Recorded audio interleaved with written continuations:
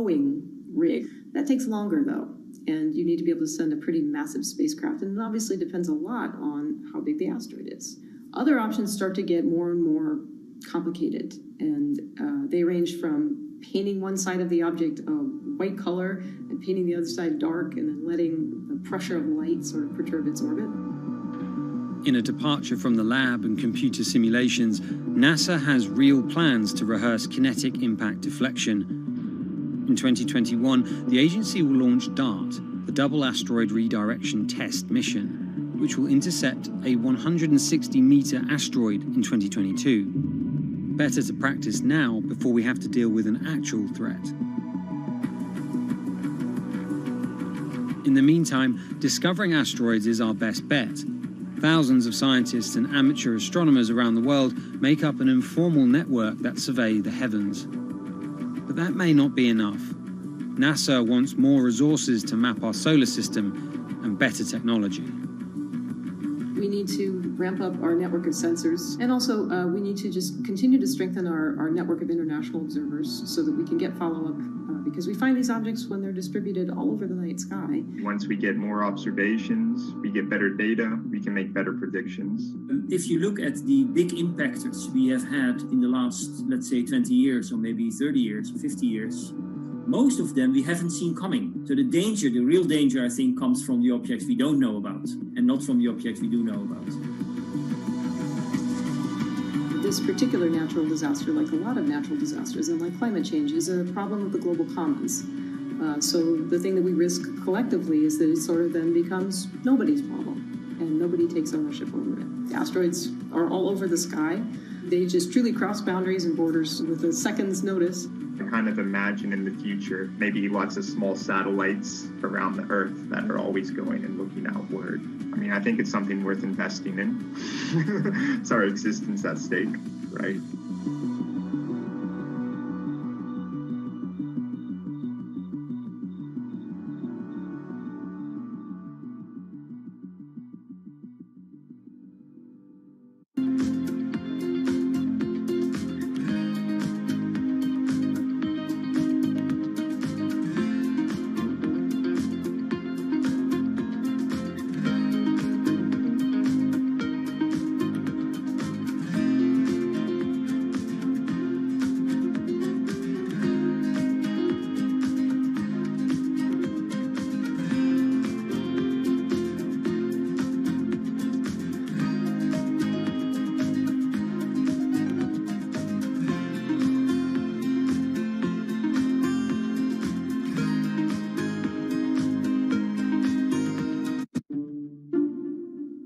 The pandemic has affected everyone in different ways. Some pass the time by baking. Homemade sourdough bread. Do I need to say more? Some chose to binge watch Netflix. It's your game. Or maybe you started a garden oasis in your backyard. Next, I'm going to put my lettuces in. But for millions of others, I'm going to be posting stocks that will boom. They wanted to uproot the financial industry. Let's just lock it on up and take $15,000. Here's a stock that can change your life. I see a stock going up and I buy it, and I just watch it until it stops going up, and then I sell it. I have gained over $3 million. I want some free money. I don't think you can overstate the online communities or social media's influence on financial markets. A large group of inexperienced investors who discuss their plans on social media platform Reddit have shaken up the stock market in a big way. The stock that everybody's talking about right now is GameStop. Video game retailer GameStop is set to continue their head-spinning ascent today. The revolutionaries on Reddit are spanking Wall Street's ass. The more these stocks go up, the more the big guys are getting creamed and losing billions of dollars. This isn't a wealthy person's game anymore. Anyone can play it. I took up a little bit of a new hobby, and I am interested in day trading. As an investor nowadays, you don't have to look a specific way. You don't have to wear specific clothes. You don't have to be doing it from a trading floor on Wall Street in like a high-rise building in downtown Manhattan. The narrative of what's driving the markets is no longer being held in secret offices in New York and Boston of privileged people talking to other privileged people. It's right out in the open. It's on Twitter. It's on Reddit. From brokerage apps to Discord channels and subreddits to TikTok finfluencers, one of the last holdouts in the world of disruption, finance is next in line.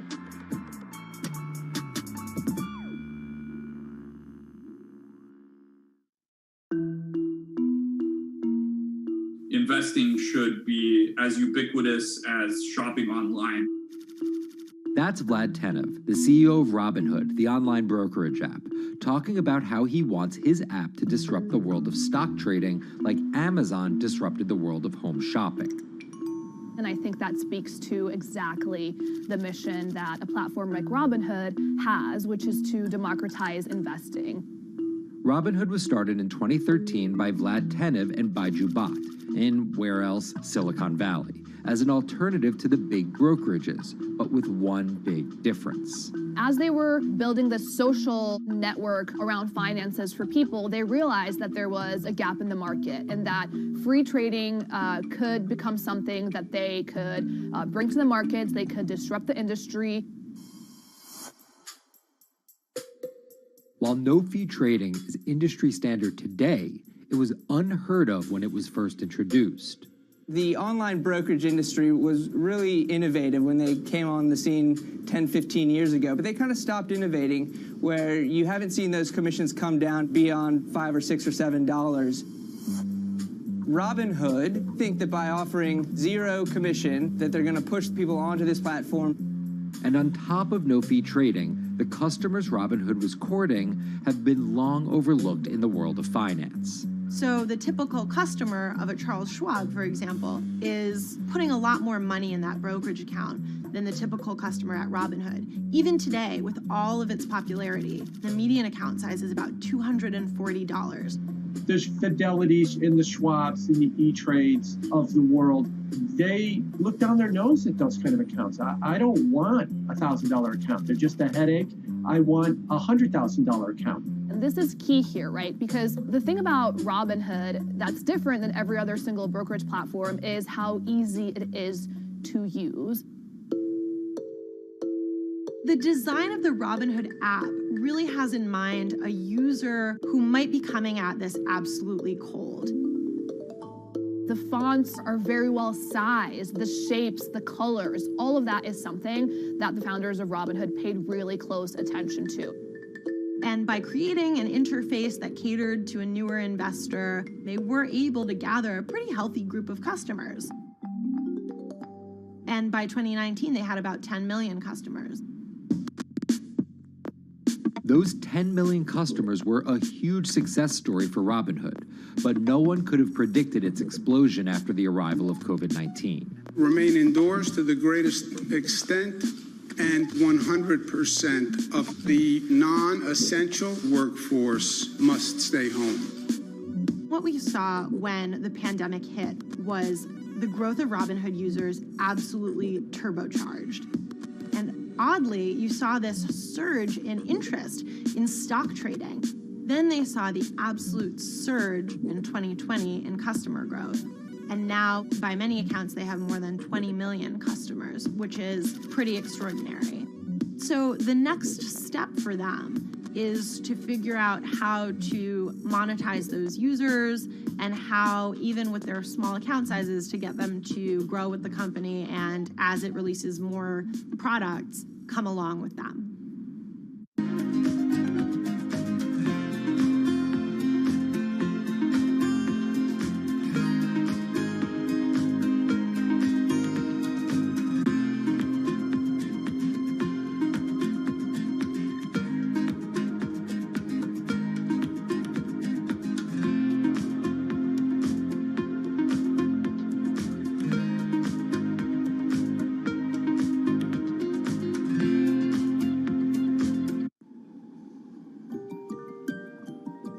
Robinhood would become one of the COVID economy's breakout successes. Robinhood traders, as they're called, became the shorthand explanation for the frenzy of often speculative retail investing after the pandemic lockdowns.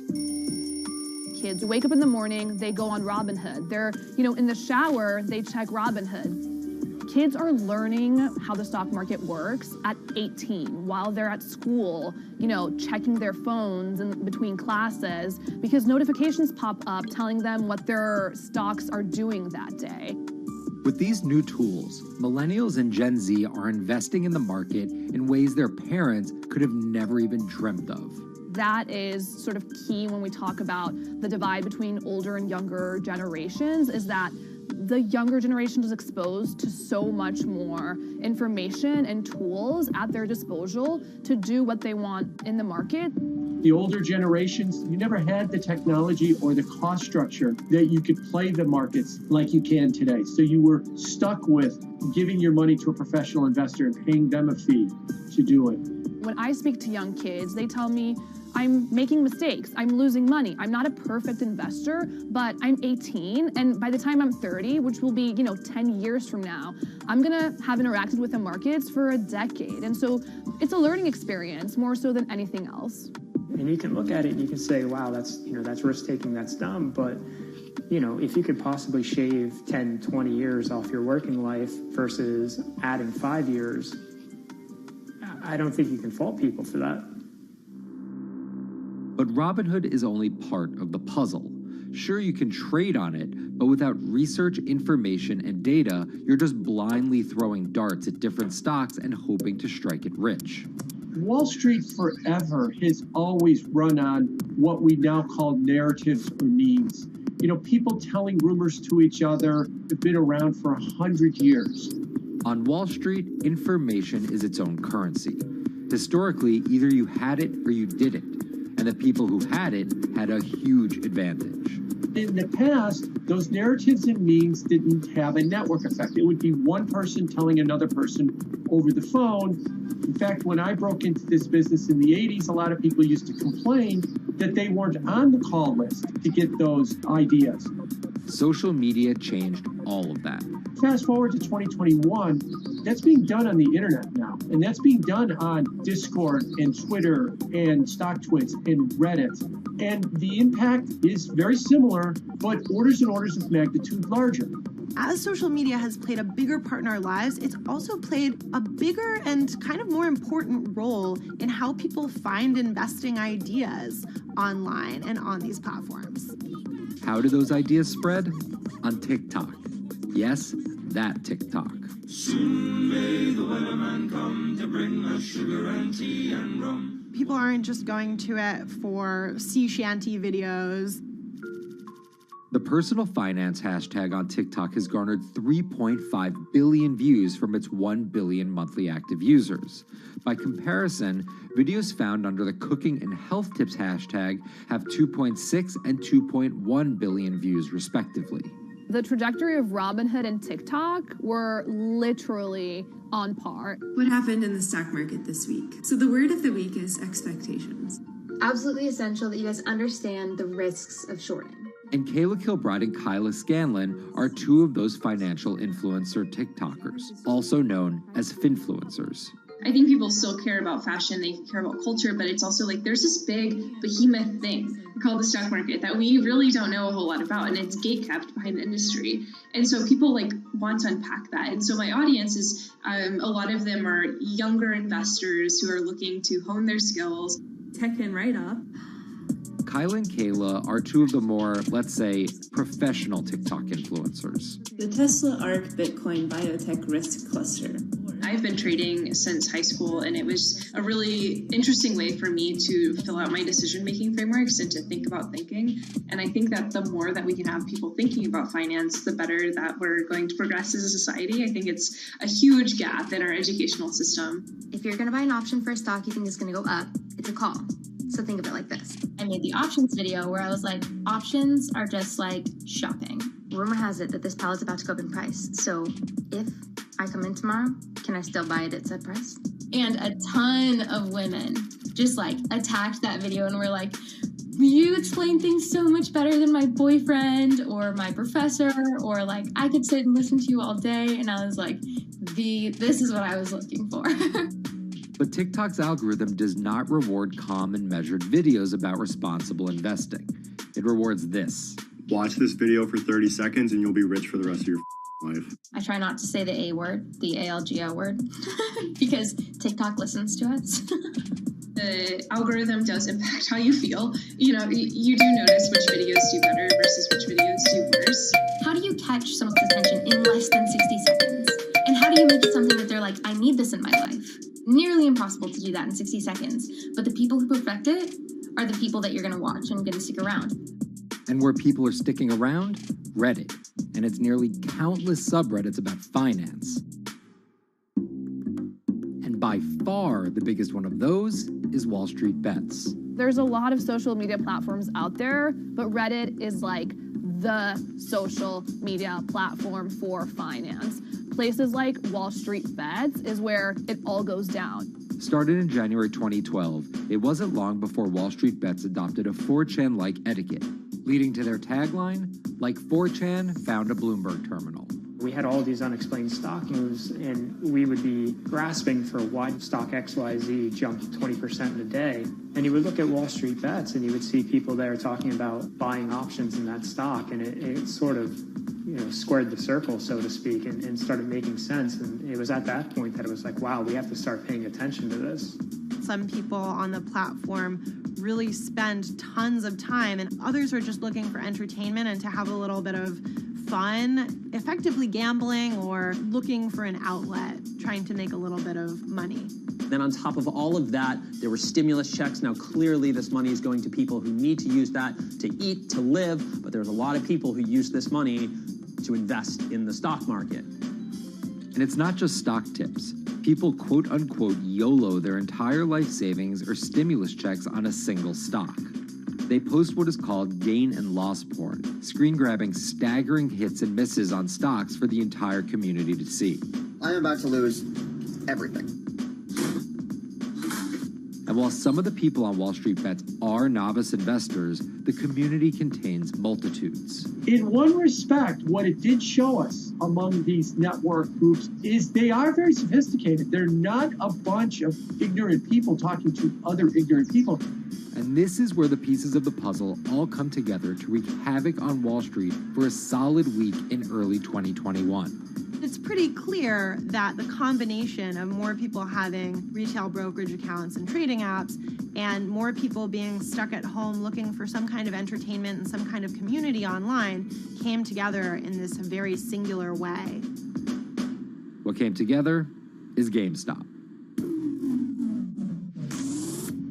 Let's go back to the beginnings of what happened with GameStop a couple of years ago.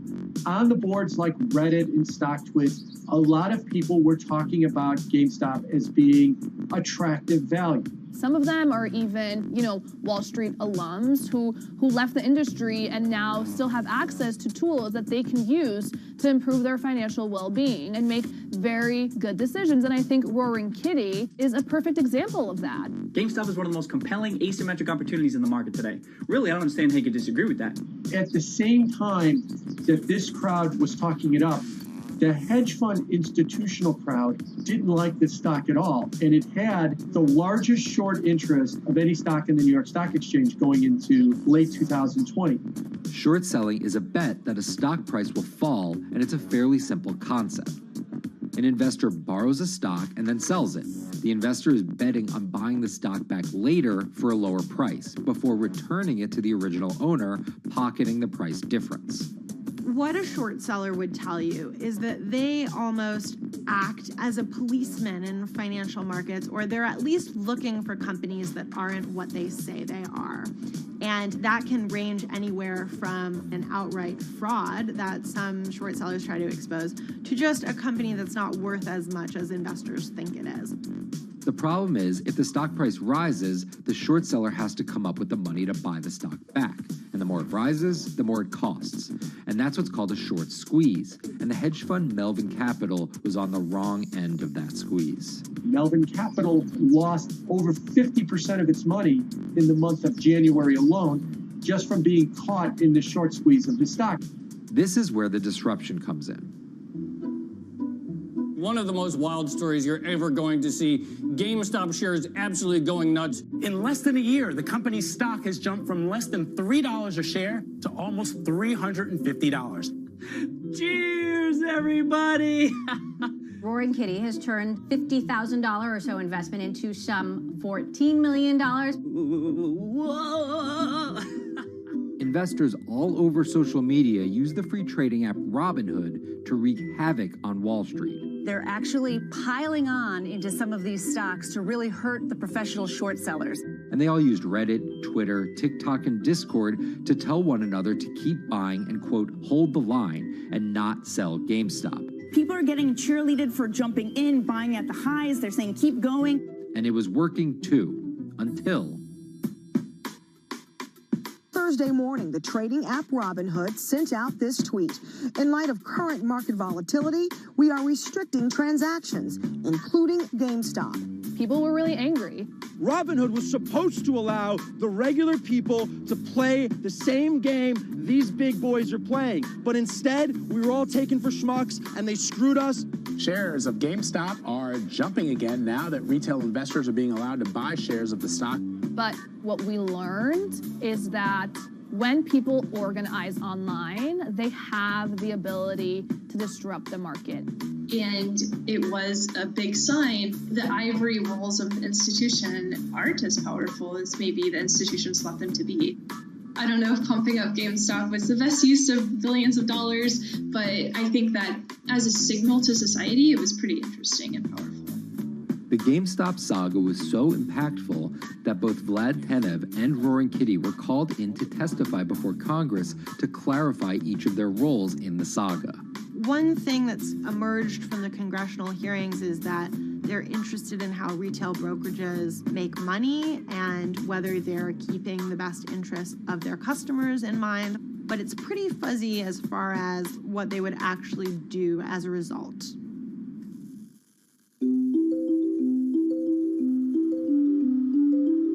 While the frenzy around GameStop eventually subsided, it didn't take long for retail investors to find other areas to invest their money. Take a look at Bitcoin going bananas over the weekend. Bitcoin forms a brand new all-time high. It was after GameStop started to drop that we saw Bitcoin really go up to over 60,000. How much further does this rally have to run? It's compelling to say that money shifted from one venue to the other. While correlation doesn't equal causation, there's a chart out there showing an inverse correlation on meme stocks going down and cryptocurrencies going up. There's definitely an aspect where people are making money on stocks and then moving, they're agnostic, they're not hedge funds, they can invest wherever the hell they want. It's a classic sort of momentum trade. They're going to wherever the winners are and they're willing to jump on and, ride it. So whether it's meme stocks like GameStop, meme coins like Dogecoin, or entirely new ways to invest in art like NFTs, the new kind of retail investor is making its presence known. Over the next 10, maybe 15 years, you're going to continue to see, whether by choice or by force, that baton go from older generations to younger generations. I don't think any single app is going to be the thing that disrupts. I think people are the disruptors. How people get ideas about what to invest in has become increasingly entwined with social media. And as social media companies govern more and more of our lives, the fact that now they're tied in more intimately to people's wallets is something that we might want to understand better. Usually what disruption, I think, means is technology comes in, whether it's blogs to the newspapers or online retailing to brick and mortar. They come in and they're in the same business, but they just do it in such a gigantic cost savings that it causes everybody to switch. Well, that's the risk that happens here, is that it's so much cheaper to just manage your own money. We're not there yet, but costs and conveniences are moving in that direction. So I'd say, Wall Street, you haven't been disrupted yet, but you could be in the coming years, and that the final chapter on this story hasn't been written.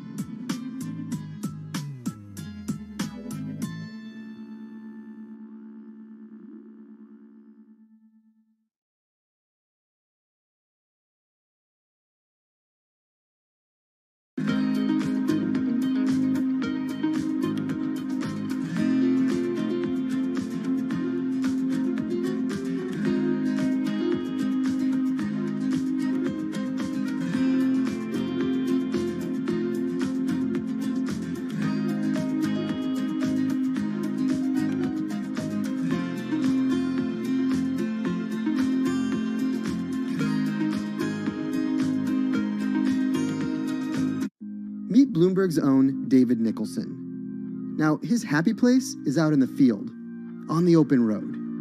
But like the rest of the world lately, he's been working from home a lot more than he's used to. COVID-19 has prompted a massive urban exodus as professionals of every ilk yearn for more space to live and work. As a result, rural areas have exploded, and they're poised to experience a resurgence as more and more families pack up and leave the big city to try out life in the burbs. But there's one problem with that. Not all internet speeds are created equal.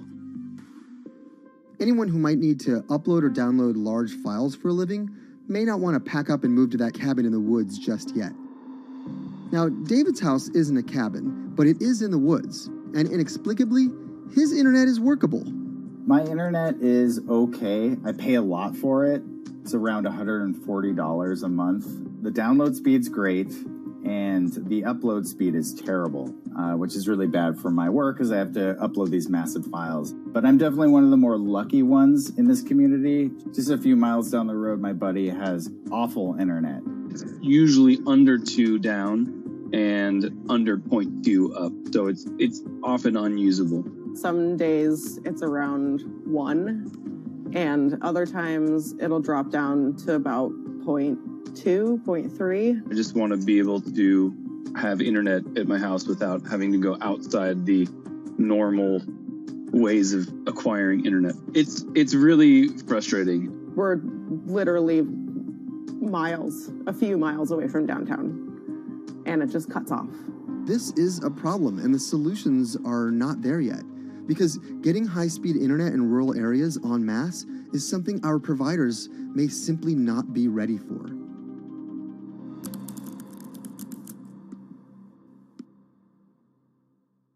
If your internet service doesn't have fast download and upload speeds, then you don't have high-speed harmony. You have.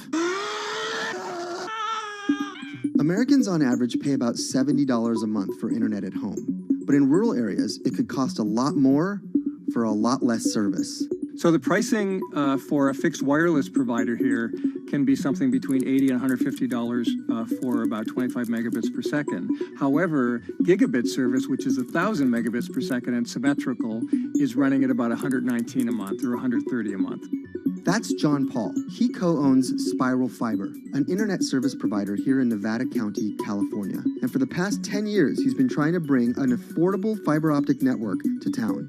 It all started when he applied to be part of the pilot program for Google's fiber service.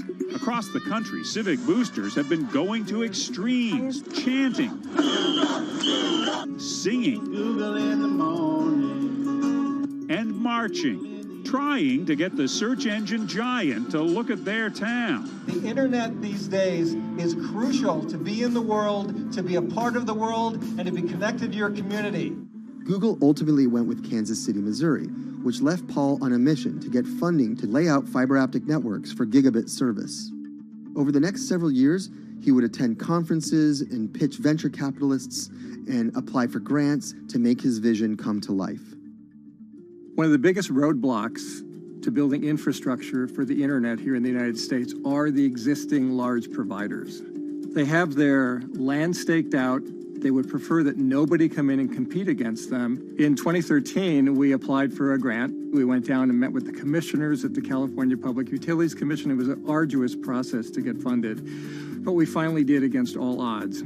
We got a $16 million grant, and then we went out to seek venture capital. Then, in March of 2020, the pandemic hit the world. Everybody got locked down, and everybody came home, and everybody started using the internet. And I remember seeing on one of the local fixed wireless providers' websites, they've said, hey, we know you're all staying home, but please don't use too much video, and please don't use too much bandwidth. And I thought, that doesn't work. The U.S. connectivity gap is far greater compared to countries that are considered its peers economically. Some developing nations actually have better internet than rural America, like in Kenya, which has a state-of-the-art fiber optic network fed in from their coastline. The American connectivity gap does largely affect rural areas that are either outside of service coverage or simply prohibitively expensive. This is Rebecca. She and her family moved to Nevada County just a couple miles down the road from David. They took for granted that high-speed internet would just exist in the area, and it's not something they even bothered to check on before buying their house. Turns out, all they got was dial-up. We wanted to move where we had a little more space, room for the kids to run around, just be out in the mountains a little bit more. Having come from a bigger city area where Wi-Fi is pretty readily available, we hadn't really considered that in our purchasing of the house, whether that would be an option or not. When school started, and now that we are remote learning with our children and we're doing everything from home, we didn't have the option to do that at our house. So every day when school would start, we'd have to pack the kids up and we'd go to my in-laws' home. They have a little cabin up in this area that does have Wi-Fi already. Rebecca's situation is the norm in rural America. According to data from the Federal Communications Commission, just 4% of urban Americans lack access to broadband internet. That's compared to almost 40% of people who live in rural areas. But while that was the case, there were also racial and socioeconomic divides in terms of who had that access. In addition to that geographic difference, low-income African-American students, Latino students, and first-generation college students were more likely than others to have only one device at home that's shared among multiple siblings and or lack access to that actual connection. For most American towns, there's also a lack of competition, forcing internet prices up. And large providers like AT&T and Comcast aren't incentivized to expand service to these rural communities. This is how Xfinity makes life simple, easy, awesome. So in our area, we have a small imprint of Comcast, but they're not going to go out to the more rural areas. It's just not cost effective for them to do it as a large company. In order to lay fiber cable, you're actually physically digging trenches into the ground. And for internet service providers, they're primarily focused on maximizing their profits. And so the fewer customers you have, in any square mile and the more fiber you have to lay, that's just kind of harder to pencil out from a purely economic standpoint. AT&T released a statement on the matter, expressing the need and desire for government assistance to fund fiber optic expansion to areas deemed unprofitable. Comcast released a similar statement encouraging more public-private collaboration on this effort. Federal agencies do offer grants to help communities build broadband networks, but many have argued that there's not enough flexibility on how to use these funds. The COVID-19 relief package passed by Congress in March and signed by President Donald Trump awarded $43.3 million to 51 projects on the East Coast alone. But it also stipulated that these projects needed to be up and running by December 30th. For contractors who plan projects months and years in advance, it's a scramble to rearrange their schedules to meet that deadline. So what we've been asking the federal government to consider is at least have, as long as the projects are getting started, knowing the projects are being put into place to expand both remote learning, working from home, and opportunities like that that are truly driven from COVID. We're moving as fast as we can regardless, but hopefully they'll give us some more time. Talking to John Paul, it's clear that he believes broadband is something that can transform a community and should be considered a public good. One of the first communities to come on in the United States with full-on gigabit service was Chattanooga, Tennessee. Now, they're a bigger city, but they're a city that was economically in a downturn. In the last 15 years, the city of Chattanooga has turned around in an amazing way. It's a nexus for young people to move to. It's a place where technology happens. It's not just about logging on to Zoom, to connect with your colleagues who might be in New York City. It's also your ability as a small business, operating in the town of Nevada City or wherever it may be to, quickly upload your payroll documents or something onto the cloud, or to quickly, swipe a customer's credit card. There's just some really basic business functions and mechanics that I think people in big cities really take for granted, and that are just going to be a much bigger challenge for small business owners in rural areas.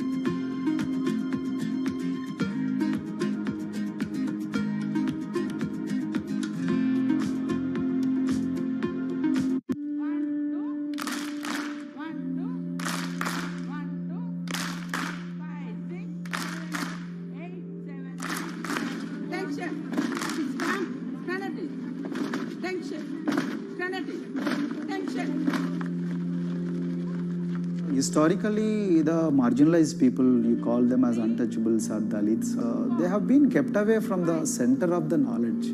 Once you are born into a caste, it is very difficult for you to grow beyond that. You are stuck in that identity.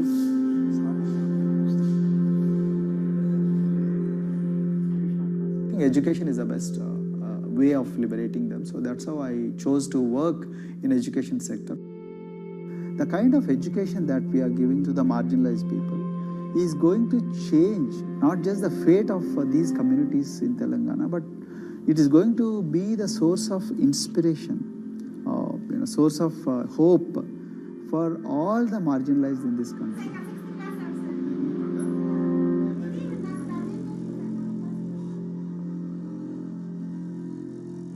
Greatest blight in India is the system of caste. For generations of Indians, the social code known as the caste system has defined how people earn a living and whom they marry. Although outlawed 7 decades ago, castes remain a significant factor in deciding everything, from family ties and cultural traditions to educational and economic opportunities. Dalits, people who are on the lowest rung of the caste system, constitute almost 1/5 of India's population of 1.3 billion. Not able to afford the high tuition of private schools, many are forced to attend government-funded institutions, which in the past have suffered from poor infrastructure, lower education standards, and high student-to-teacher ratios. But Dr. Praveen Kumar is trying to change that.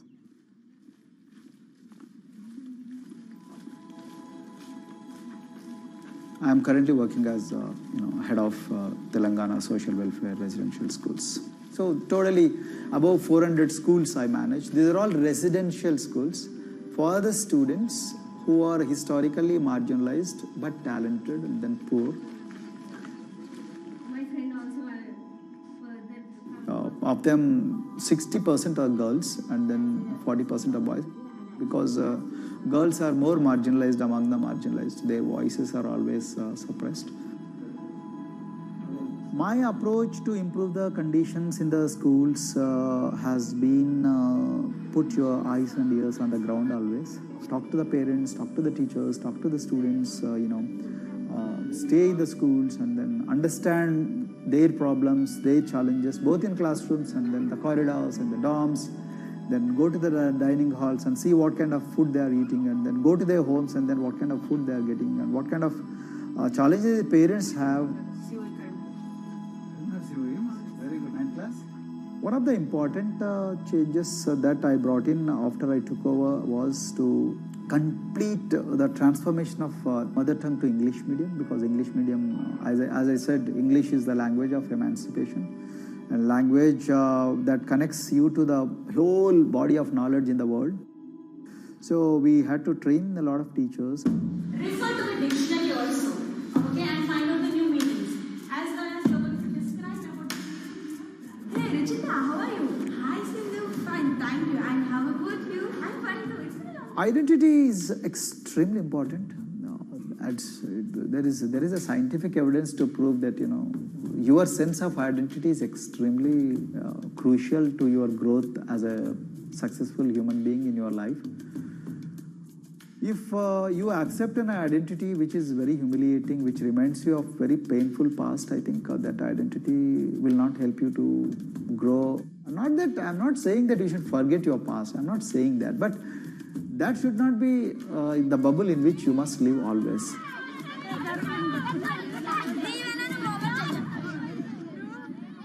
Sweros is an alternative identity. S stands for state, W stands for welfare, Aero, SW and then Aero is Swero. So the idea is your dreams have to be skybound. So that is what we are trying to achieve by changing the identities. Like, you say, I'm a Swero and I aim to be a doctor. I am a Swero, I aim to be a top-notch engineer. I am a Swero, I aim to be a top bureaucrat of this country. I'm a Swero, I want to be a very good actor or a musician in this world. So these are the positive images that are associated with identity.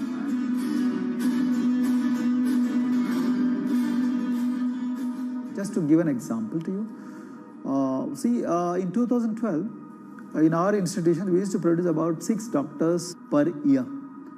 But because of our, this self-liberating ideology of Sveroism, we have, this year, we have produced about 189 doctors. This is phenomenal for any poorest of the poor people. You know how difficult it is to get into medical colleges in this country. So, but today, because of this ideology, the students have been able to achieve this, feat.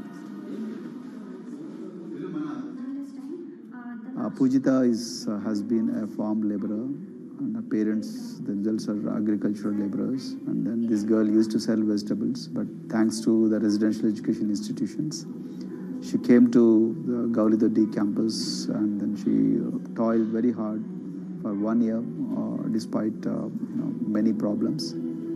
And today, I'm so happy to share with you that she has joined one of the prestigious medical colleges in the state of Telangana, Usmania Medical College, and then in future, she hopes to be a gynecologist.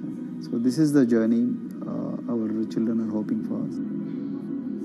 Similarly, the Mount Everest expedition. At Mount Everest expedition, we are very fortunate enough to place the youngest ever female in the history of this world on the peak of Mount Everest. How did this happen? It's all because of an ideology that helps you to liberate yourself.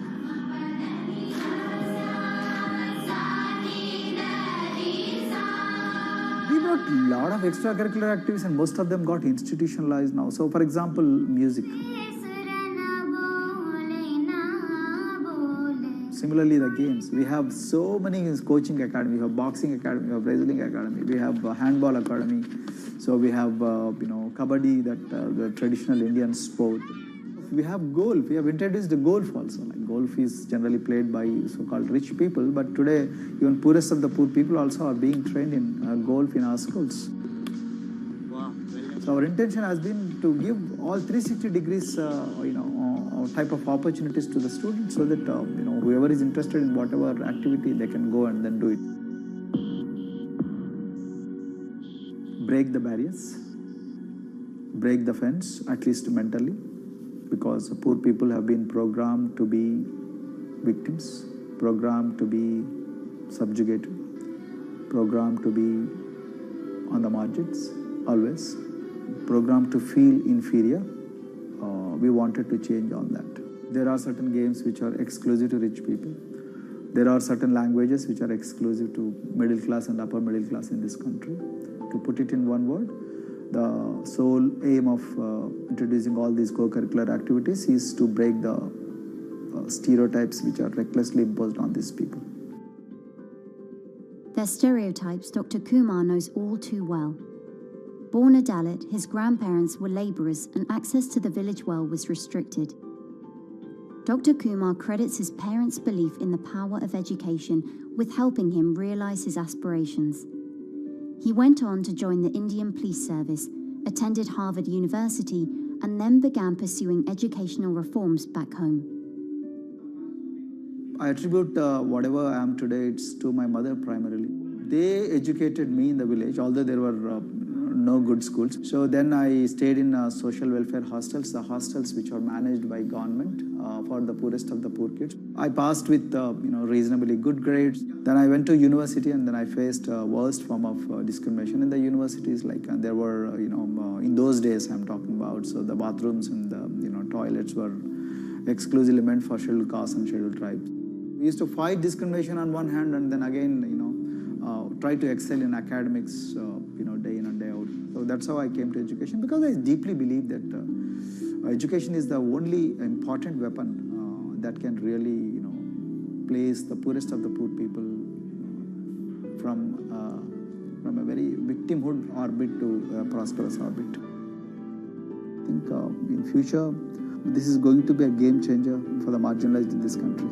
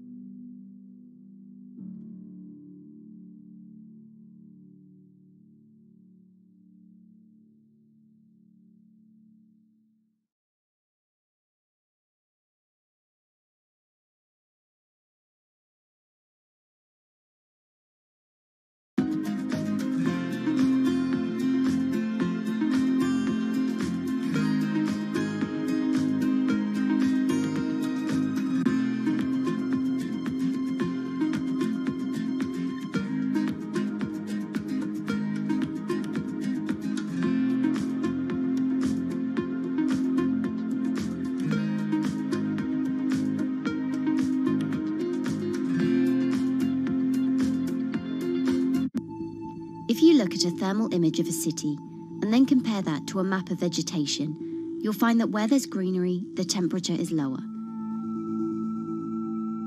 That's because things like asphalt, concrete, and shingled roofs absorb more heat from the sun than trees. This is the urban heat island effect, and it accounts for higher temperatures in cities, often by several degrees compared with their surroundings. It's becoming a huge risk to human health as growing urban populations exacerbate the heating effects of climate change. Heat waves kill more people than any other extreme weather event, more than tornadoes, hurricanes, and even floods.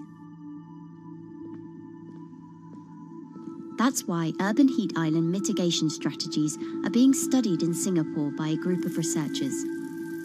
The government-backed project called Cooling Singapore is now in the process of combining everything they've learned to create a digital tool that can help cities all over the world, starting with Singapore.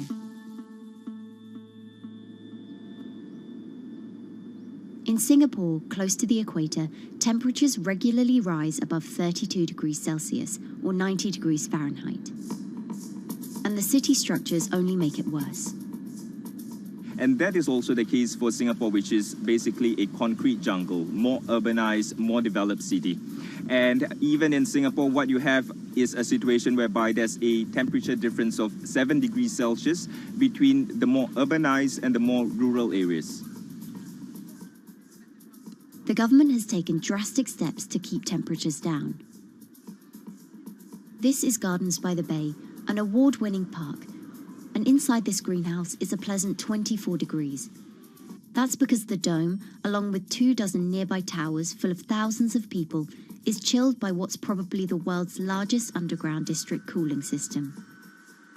It uses a large central plant that cools water and then pipes it into banks, residential towers, an exhibition centre, shopping malls, and the city's iconic Marina Bay Sands hotel and casino complex.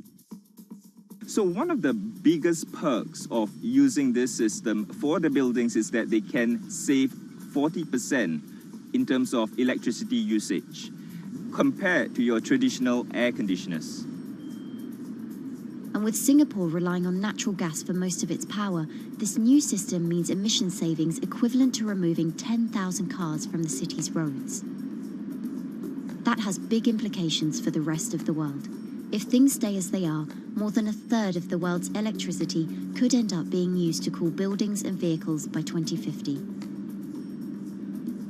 As the world gets hotter, gets warmer, there is a greater need for air conditioning and as well as refrigerators, for instance. And the more people are buying these household appliances, the more energy usage they use, and they release heat more, and that then exacerbates climate change.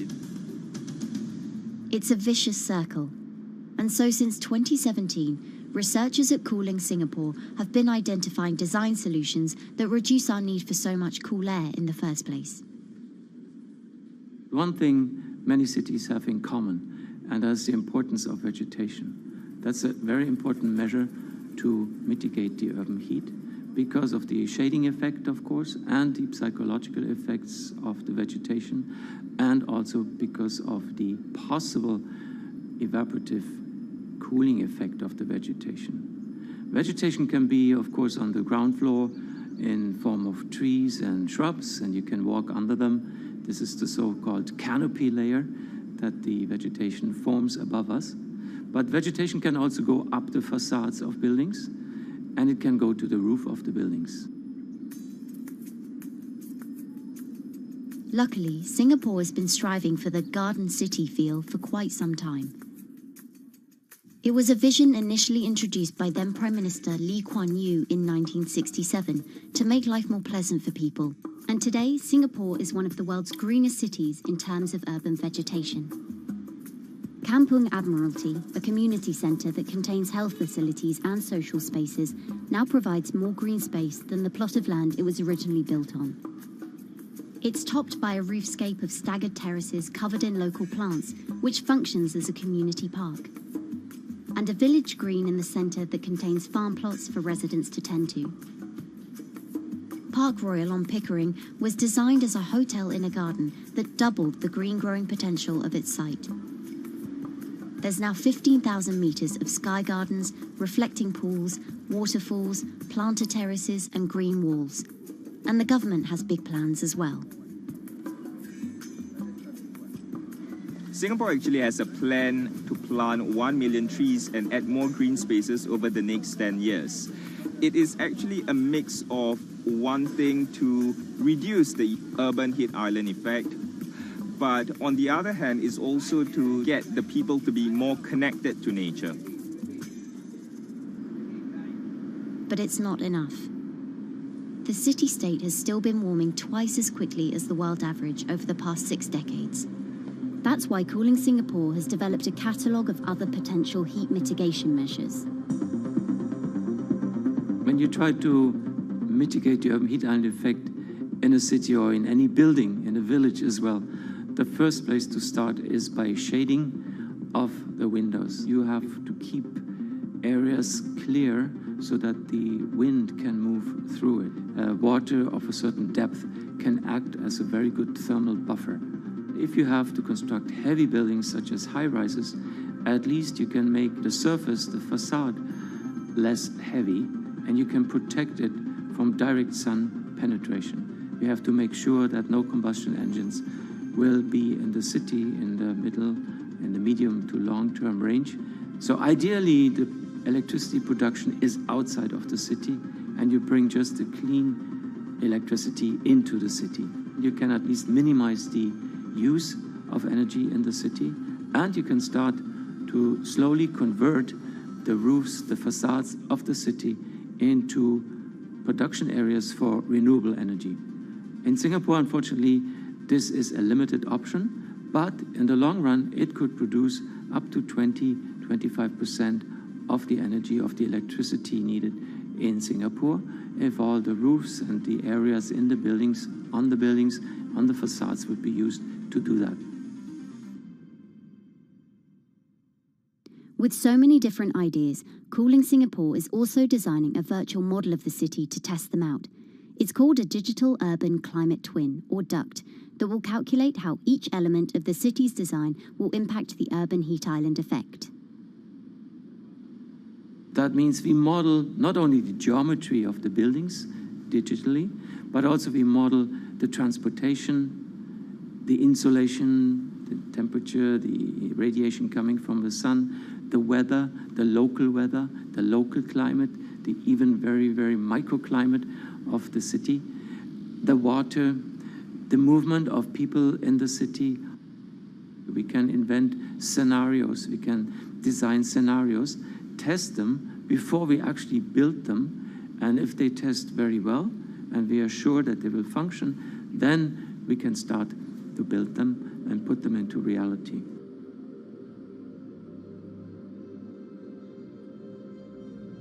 Singapore will be using this new tool to figure out which actions it should take next. And the model can be applied to any city, whether it needs to keep heat out or keep heat in, which will ultimately save energy, slow climate change, and improve our quality of life.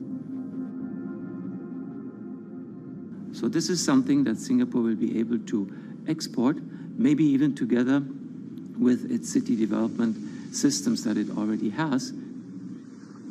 Singapore is one of the very few cities in the world that really combine this scientific approach with a very well-established urban redesign and urban design approach. Through its agencies and the combination of its agencies, it has achieved a lot in the past.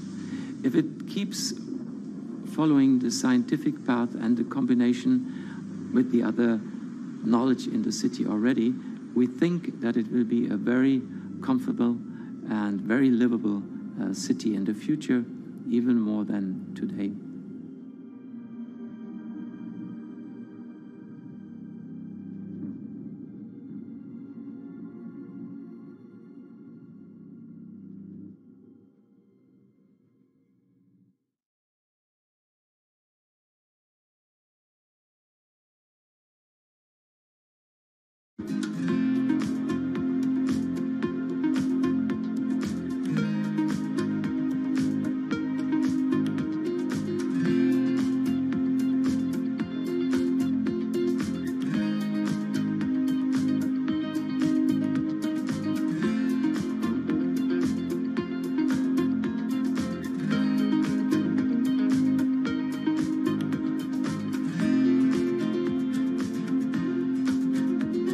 Times are tough.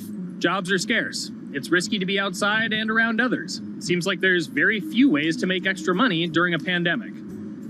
So I guess I'll just hunker down and binge social media until this all blows over. Wait, don't these people make money? How do these people make money?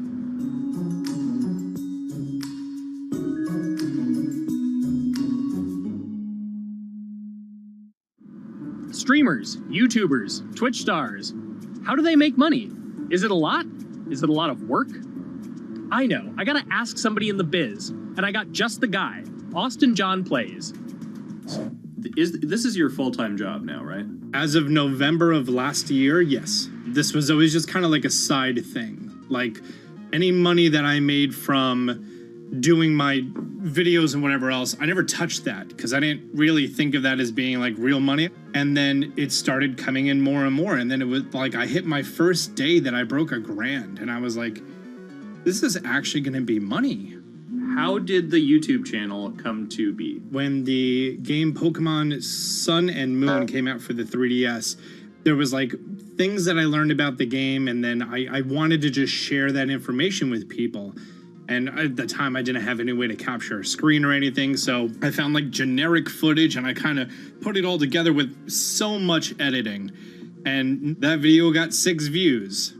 And then 2 days later, I made another one, and that one got 12 views. And then I just started pumping out more and more content, and people were like, this guy knows what he's talking about. It really just started building on top of itself, and then it was like, my channel really focuses on tips and tricks. So I play a straight 18 hours, and I'll finish the game or get to about the 40-hour mark, and then I'll make my first video. While I'm going through, I have a giant notepad and just scribbles everywhere, and I make these notes of like the things that stumped me, so I know the things that may stump other people.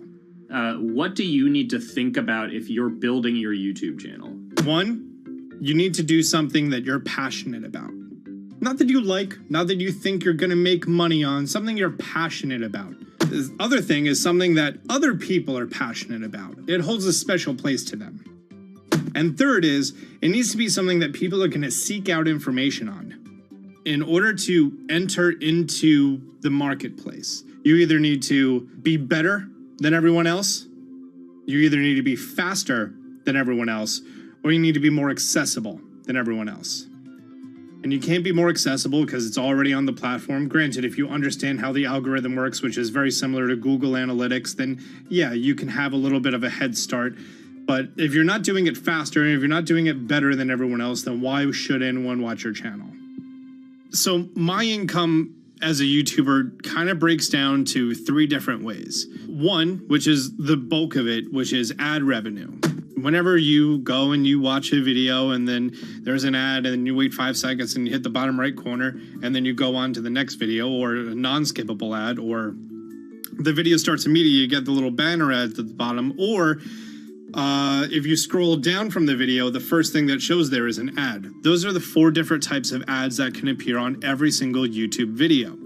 And all of them pay a certain amount. It varies on lots of things, like the country of the person who posts it, the country of the person who watches it, the time of year, where you are in the quarter, if there's anything going on with a reduction in ad revenue. Like, great example, COVID-19, companies weren't spending as much on advertising. So because of that, CPM went down. CPM stands for click per thousand. I'm using the Roman numeral for 1,000. And that means that for every 1,000 views, you get a certain amount of money. Now, on low ads, when I first started off, my CPM was 30 cents. So every 1,000 views, I made 30 cents. But then once I signed with an MCN and I started making more quality content and more engaging content, some of my better videos and certain times of the year, I can see CPMs as high as $12 to $14. And there's a big fluctuation between, you know, if I post a video when there's no ads being spent, like January and February, that's the reason a lot of your favorite YouTubers and also TV shows don't post new videos in that time of year, because ad rates are down. Why are they going to make content then? Instead, you're recording and you're bulking up for when ad revenue is higher. The second way that a YouTuber makes income is support, crowdfunding, things like that. When I first started off, Patreon was really the only option, but then they started rolling out supporters and members for YouTube channels. So whenever I have a live stream, you can click a button and then you can become a member, and then you get special icons next to your name. I believe they're called badges, or on any video, you can hit the join button, and that helps support the channel. And then the third aspect of that would be merch. And for me, my merch has been somewhat basic. In fact, I'm wearing one of my t-shirts from last year right now. You have to endure the times that your first video gets 6 views, that you post it on Reddit and they say, shut up, and then an auto mod bans you. You have to go through that, because until you go through that and you discover why you're doing it, you're not doing it for other people, you're doing it for yourself. If you're not loving what you do, then it's not worth it. Huh. So make a channel about something that I'm passionate about. Oh, sweet. I guess I can make the channel about that.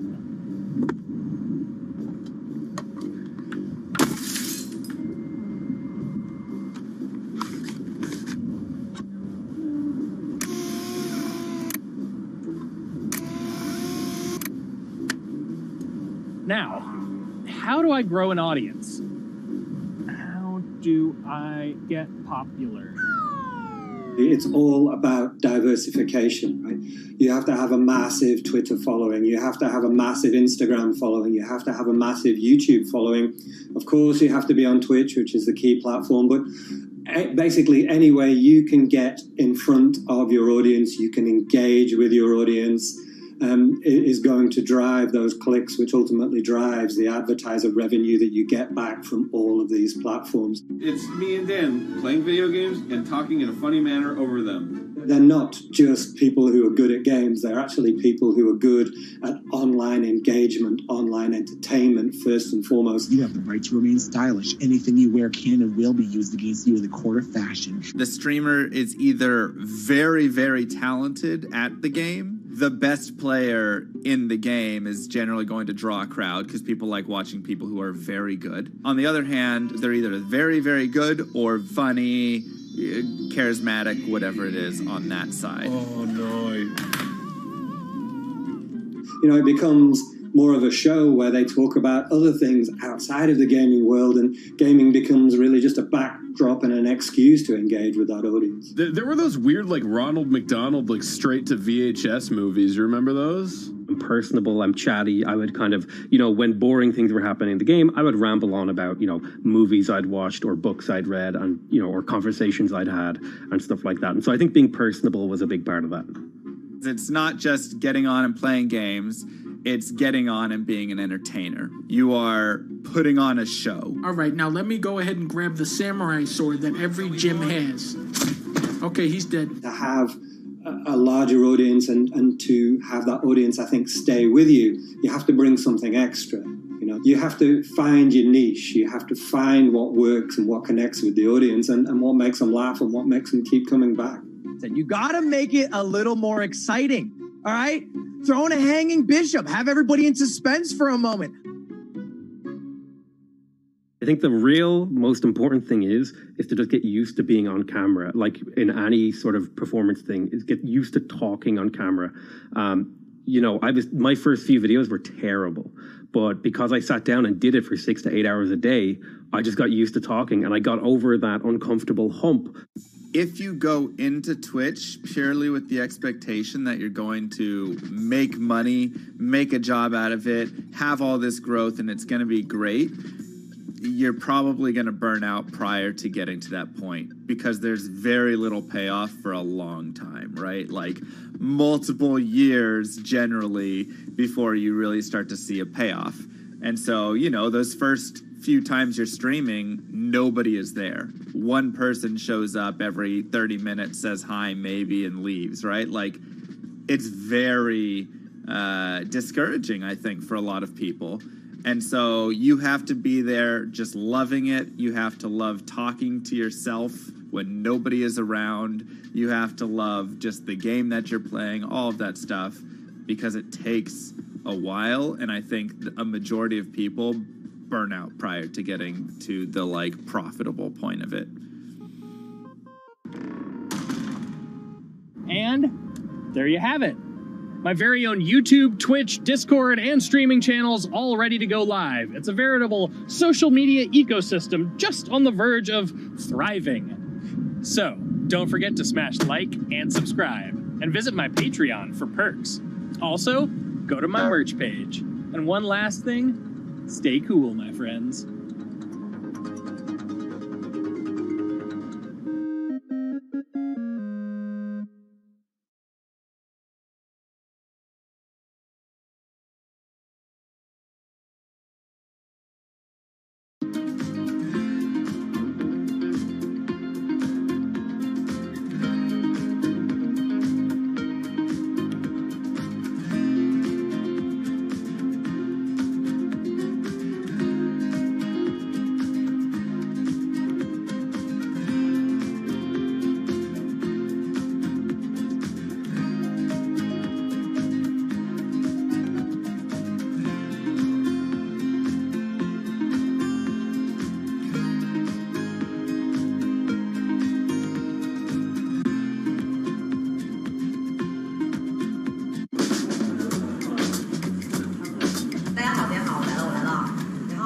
This is live stream shopping, one of the hottest trends in China. Every night, tens of millions of people watch live shows hosted by influencers like Via and buy the products they recommend. On e-commerce and social apps like Taobao and Douyin, the sister app of TikTok. 我觉得已经改变了大家的购物的方式。其实各种各样的产品，哪怕你不买，你也可以来看。当然，你看了，你就有可能会买。It's not about, only shopping. It's about the experience. It's about having fun. You got to see 3D. You got to see in some kind of action. It's almost like a theater act. The internet craze has taken over China. By the end of 2020, the country had almost 400 million live stream shopping users. China's live stream e-commerce market has also grown dramatically, with an estimated value of $161 billion in 2020. It's becoming popular outside China as well. So, is live streaming the future of shopping?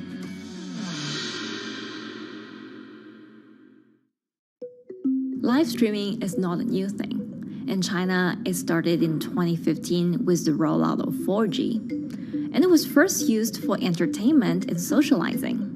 Many live streamers performed for their followers or chatted to them, making money by receiving virtual currency and gifts.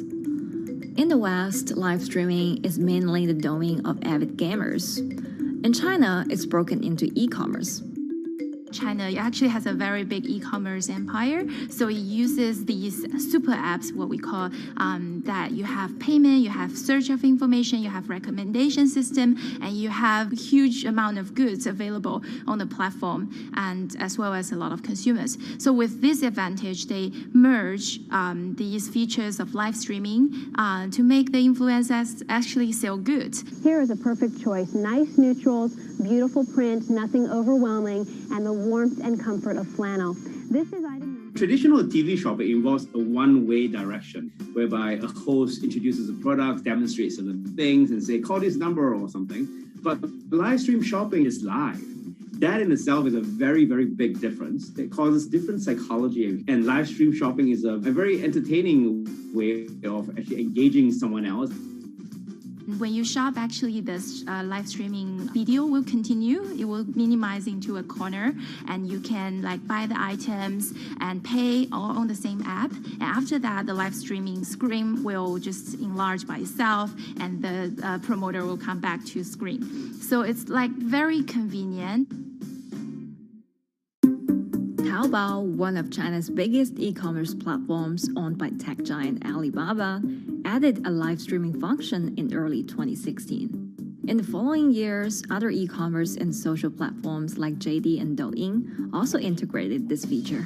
开头的时候还是有很多的挑战的，对画面的这个流畅，然后是否能够很真实的去还原商品，它其实在这个上面是有很高的这个门槛跟技术的这个卡口在的。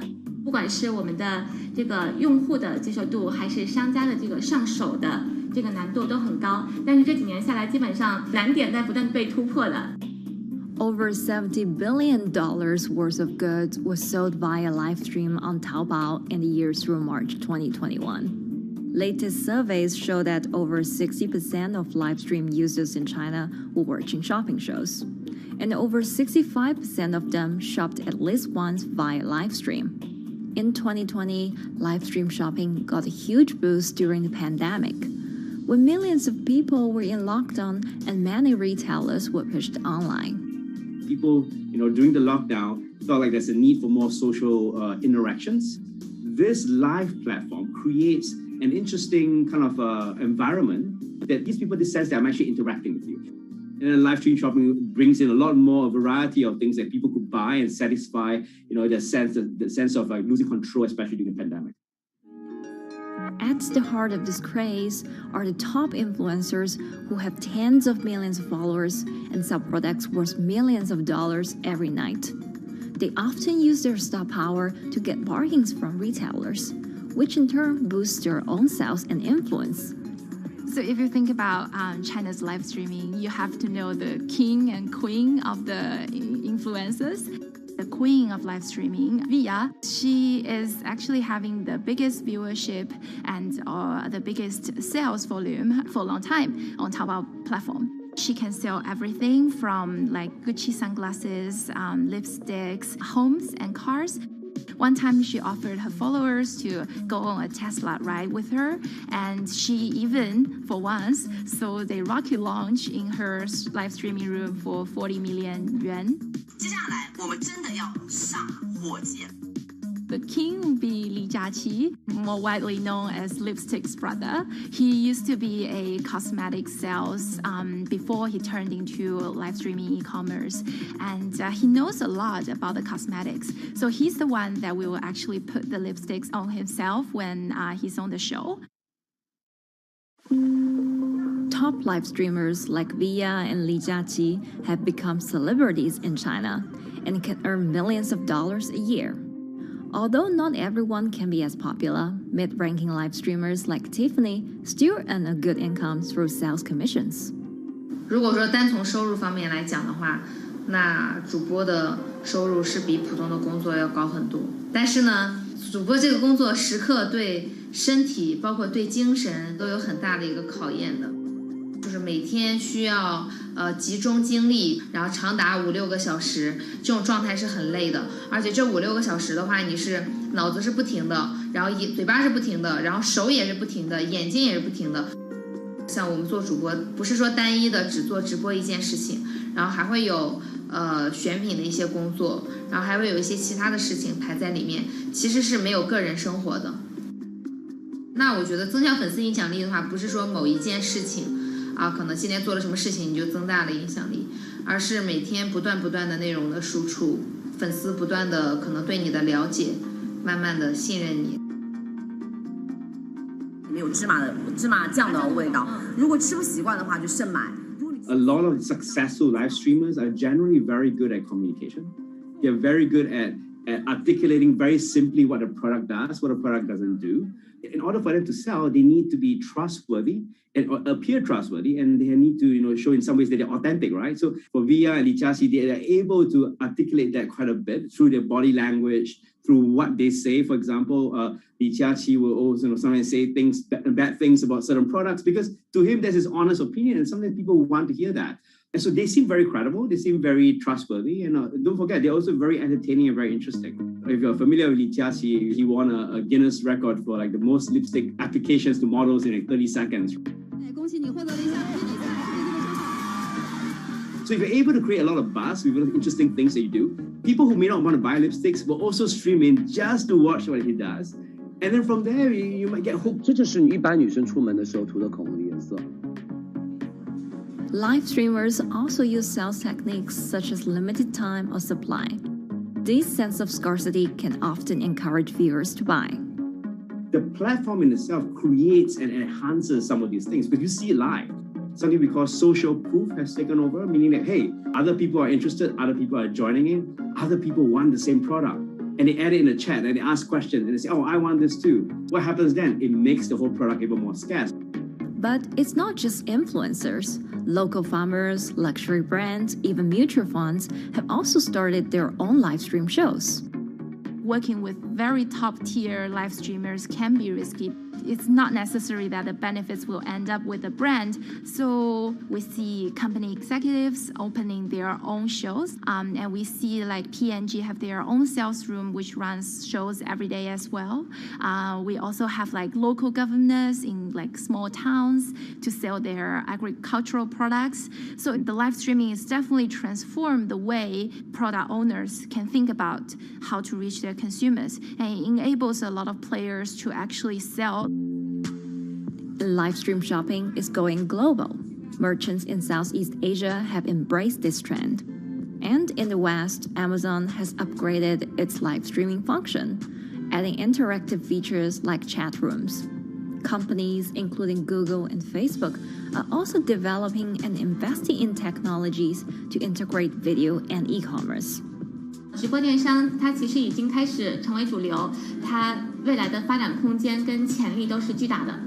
接下来大家会越来越依赖这种购物方式，会变成一个比较日常化、比较规范化的这么一个趋势。If you look at the numbers alone, their numbers alone, the Jiaxi's numbers over years now, you know that they can sell and you know that they can generate revenue. Are they able to sustain it over a long period of time? It depends on how innovative they are at changing some of the things that they do. But you can't expect consumers one day turn into virtual shopping for good. There will be the nature of us that crave to go into the store, to touch the goods and actually wear it and see how it looks like and walk around in that with our friends. And those things wouldn't be replaceable with live streaming.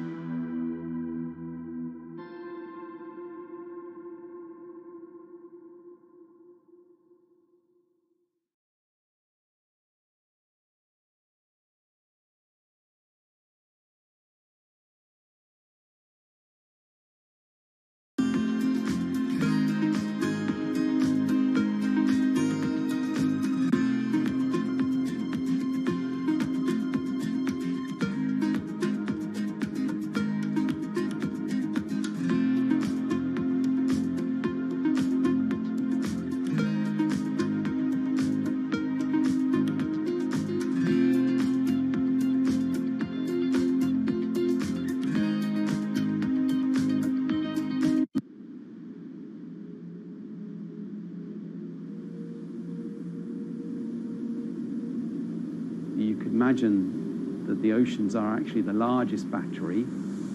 We're storing huge amounts of energy in the oceans. The wave motion can be very deep. It can extend down several hundred meters. And once it gets to the near shore, from about 50 meters, the whole water column is moving backwards and forwards.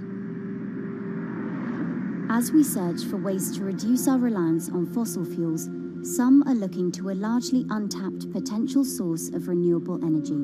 In theory, waves off the coast of the United States alone could generate over 2 trillion kilowatt hours of electricity a year, enough to power more than half of the country. Waves intensify and subside not as quickly as the wind, and that means that it can produce a smoother power generation curve. One of the potential advantages of wave energy is that it could act as a complementary source of power compared to other renewables on the grid if it were to be scaled up to commercial scale.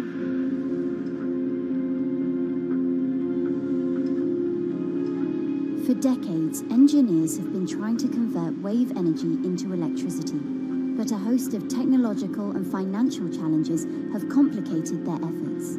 In the years from around 2006 to 2015, there were a spate of bankruptcies in the sector, and this was largely because of a lack of kind of continuous proven projects out at sea with reliable electricity generation. Since then, companies have been trying to develop the technologies at a steadier pace and with a smaller cash burn. But the same questions remain. Can companies develop devices and technologies that actually work? Is wave energy just a novelty or something that can become a major renewable energy source?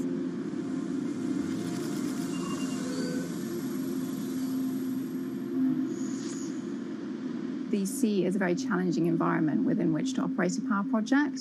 So seawater is corrosive and conditions are very rough. So this means that power projects don't have a very long lifetime, and it increases operating and maintenance costs. Partly because of that, many early wave energy projects hit rough waters, such as the Palamas Wave Energy Converter in Portugal and the Isla Limpet project in Scotland. But that hasn't stopped others from trying. Companies are focused on testing projects out at sea, proving their durability, trying to raise capital and bring down cost.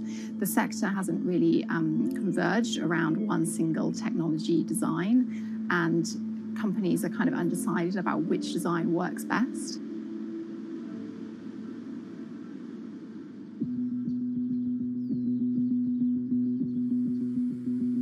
Finland-based AW Energy is a veteran in the sector. The first proof of concept of the company's device was made in the 90s after diver Rauno Koivusaari observed the strong back-and-forth movement of a hatch cover in a shipwreck in the Baltic Sea.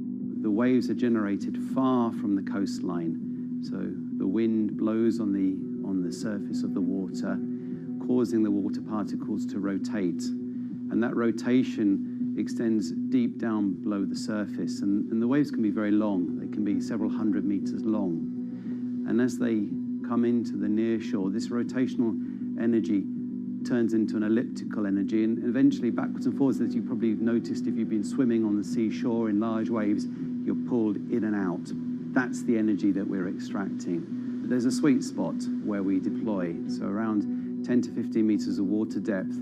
That's where there's still strong wave energy coming in. After years of research, prototyping and testing, the company has deployed Wave Roller, a 350 kilowatt device in the waters off Portugal.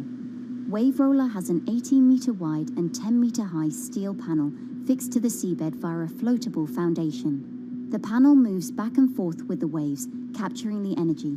It's submerged in the depth of 15 meters, so it's protected from the extreme waves. We generate electricity by capturing the movement with hydraulic circuitry in a machine room underneath the surface. That hydraulic energy we turn to electricity with hydraulic accumulators and hydraulic motors, and also a generator. The Wave Roller has survived large waves at sea for over a year and delivered electricity via an underwater cable to the grid in Portugal. Meanwhile, the company has won a €2.5 million grant to work on an upgraded version of the Wave Roller, aiming to increase the electricity generation capacity to 1 megawatt. The upscaled device would have a bigger panel, 2 power takeoff units, and improved software to control the energy production. We have taken into use a wave prediction algorithm that kind of tells us what kind of waves are coming in to our device. That gives us few seconds to prepare for capturing more energy, and the difference in that is significant. Our future plans are to deliver technology around the world. So I'm hoping we can be working on delivering technology to projects in Asia and also in the American continent as well.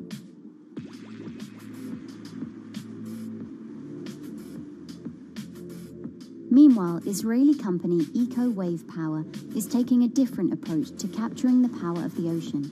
For the company's founder, Ina Braverman, developing new sources of renewable energy is a personal mission.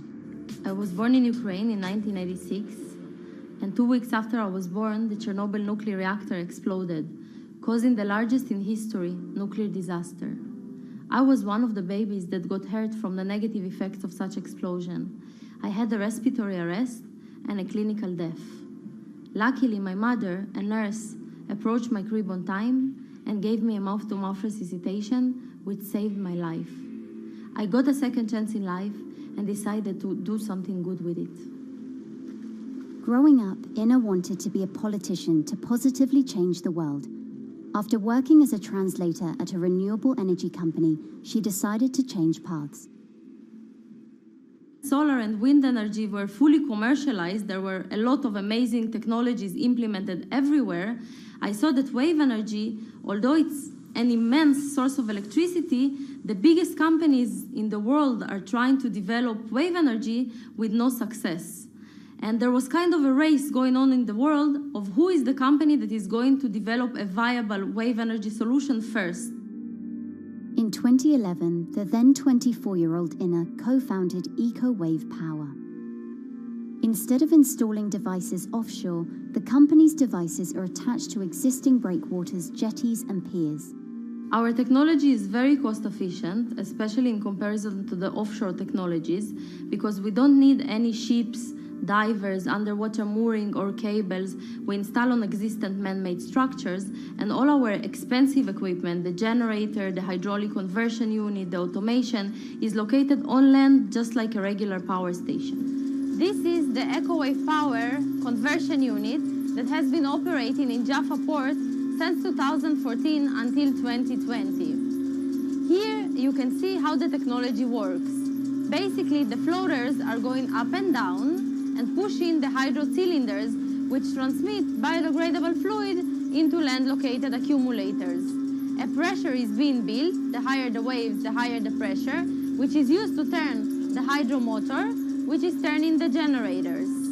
The whole system is controlled by a smart automation system, which you can see right here. And in case of upcoming storms, the system automatically raises the floater above the water level and keeps them in the upward position until the storm passes. The company has been operating a 100-kilowatt grid-connected device in Gibraltar since 2016, which is enough to power 100 households.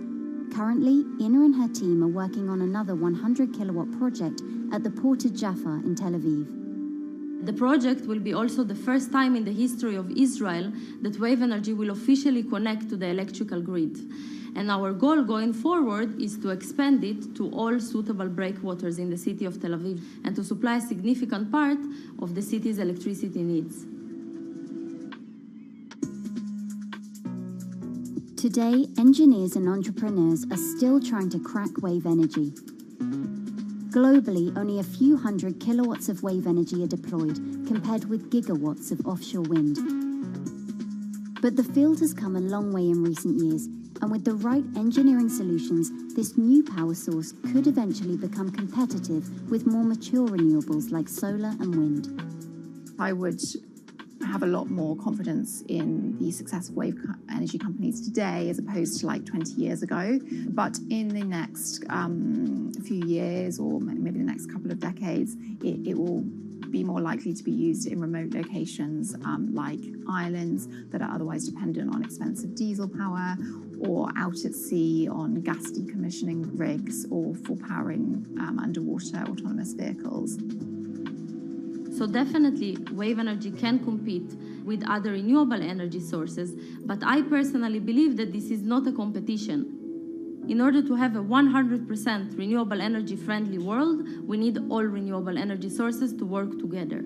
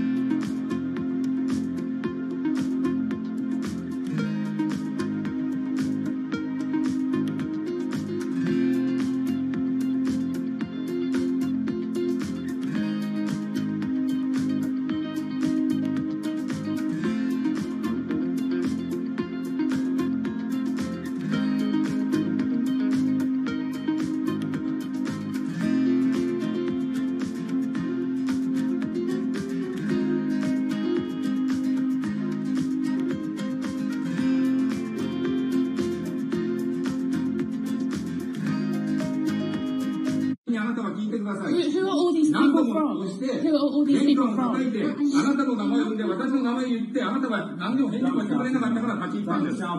So can you please tell me? I'm not going to...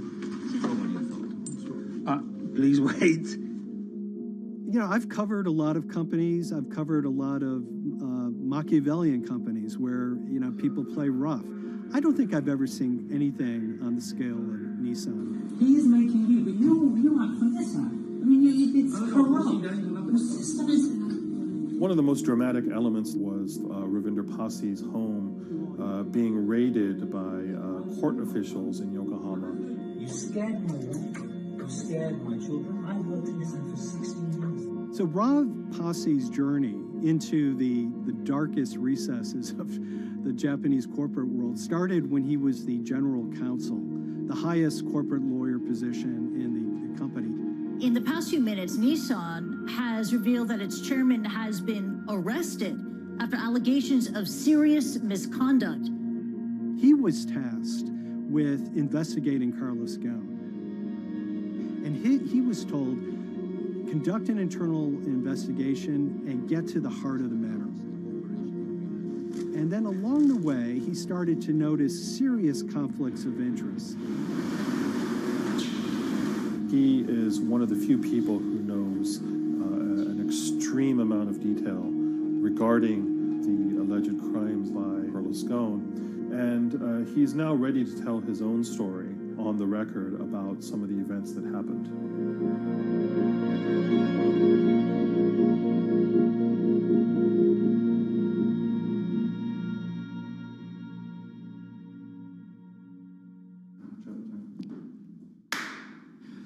My name is Ravinder Passi. I'm the former Global General Counsel of Nissan Motor Co. Limited. And you could say, yes, I had a front row seat in terms of... Was a hero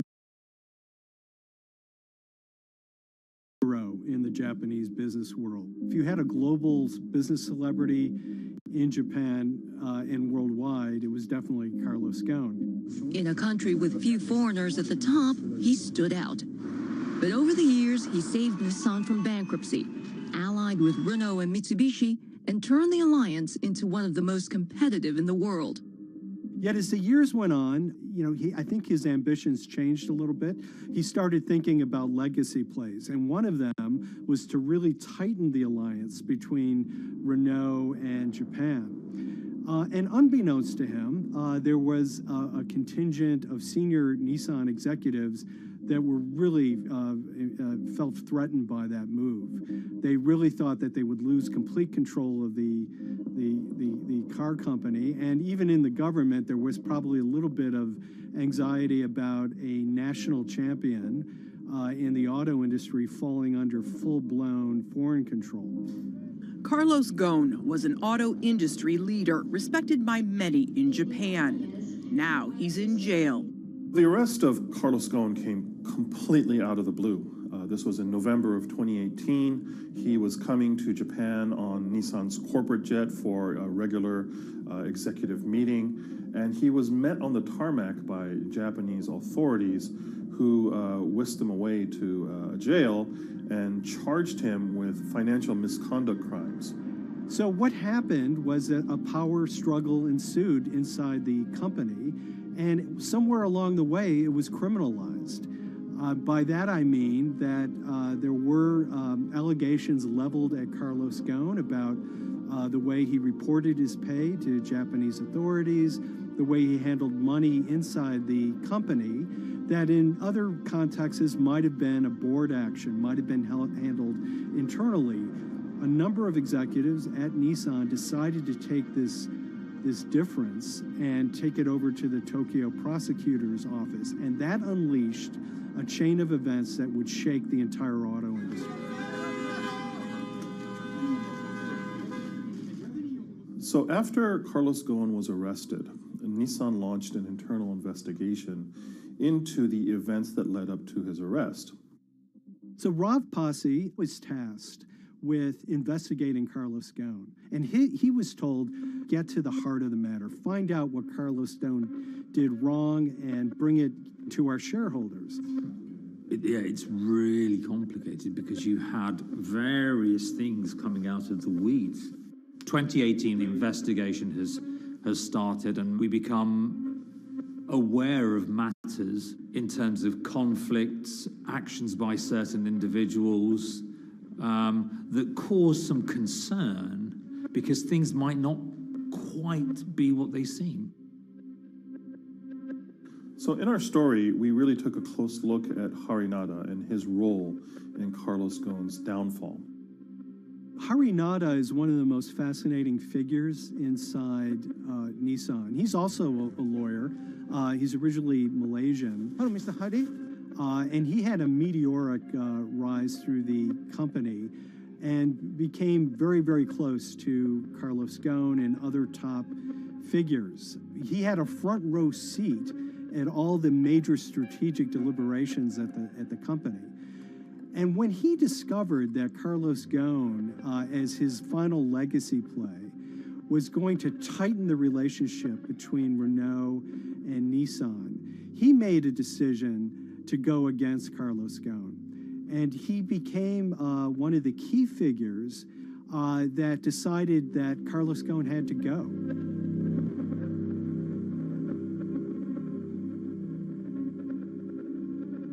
Harinada was somebody who actually recruited me into the company, so I have a long-standing relationship with him, or did have a long-standing relationship with him. For many, many years, he was a mentor. I had doubts about the credibility of the process right at the start. Harinada had a plea deal with the Tokyo prosecutors. Now, that suggests he was intrinsically involved in some of the wrongdoing, or the allegations of wrongdoing, and it just didn't smell right, just doesn't sit right. So there was a basic conflict of interest. In other words, Harinada had to deliver results to Japanese prosecutors to avoid his own criminal liability, and he's accusing and leading the investigation of Carlos Ghosn. Some of the people who had been involved in the original alleged crimes were also looking into the affairs themselves. Ravinder Pasi began pointing out some of these conflict of interest issues. And the reason for that is essentially his concern was for the company. If the company's own investigation into itself was compromised, that could lead to a very weak position in various lawsuits that it was dealing with across the world. I had discussions with Harry, discussions with the statutory auditors about these conflicts, discussions with HR about some of these conflicts, because at that point, we reported into him. You know, at the time, everything was quite, as you can imagine, it was, we've got to do this, we've got to do that, we've got to move fast. But when you step back and look at some of these things, you just think, my God, what was going on here? Because me, members of my team, were being placed in immediate danger. Your chairman's been arrested, a representative director's been arrested. They both happen to be foreigners. And then now what we need to do, we're being instructed to do, is certain compliance professionals need to go into properties in Brazil, for example, and retrieve evidence. They've got to do it very carefully, because if they don't do it carefully, they're going to get convicted of criminal activities. And likewise, when a team of lawyers were commissioned to go to Lebanon, I mean, one of my immediate concerns was, why are lawyers from Nissan being sent to go to Lebanon to retrieve evidence? These are just lawyers, they're corporate lawyers from Nissan. You had revelations that a number of executives had benefited from share appreciation rights when they shouldn't have. I mean, you know, substantive amounts of money being taken by these guys when they weren't entitled to take them. And you do think, yes, how is this going to look later on? It's going to look quite concerning. So that triggered for me the sort of assessment that, well, I'm going to have to do something, because up until this point, I haven't put down on paper these conflicts and these issues.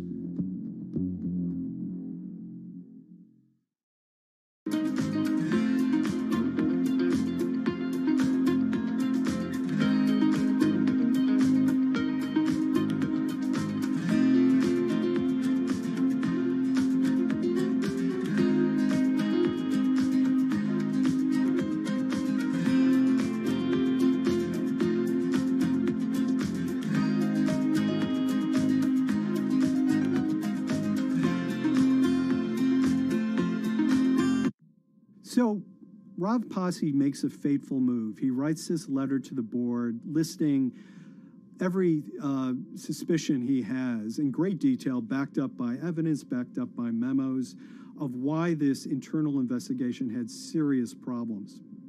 He sends the letter to the board and it's crickets. He doesn't hear much of anything. Nothing happened thereafter. Nothing at all. Just like it just gone into a black box. And he began to suspect that there was a desire, even at the highest level within Nissan, to kind of sweep these conflicts of interest under the rug. Unfortunately for me, I think, again, with hindsight, people must have thought that this is the nail that's sticking out, and we can't have this. Within 3 days of me submitting that to the board of directors, that letter to the independent board of directors, I was removed from the Goan Executive Conduct Matters. I was then told that I could not attend board meetings anymore.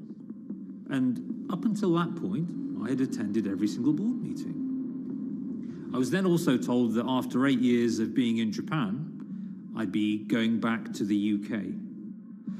It eventually transpired that I'd be the VP of Projects and Transformation, managing a team of 3.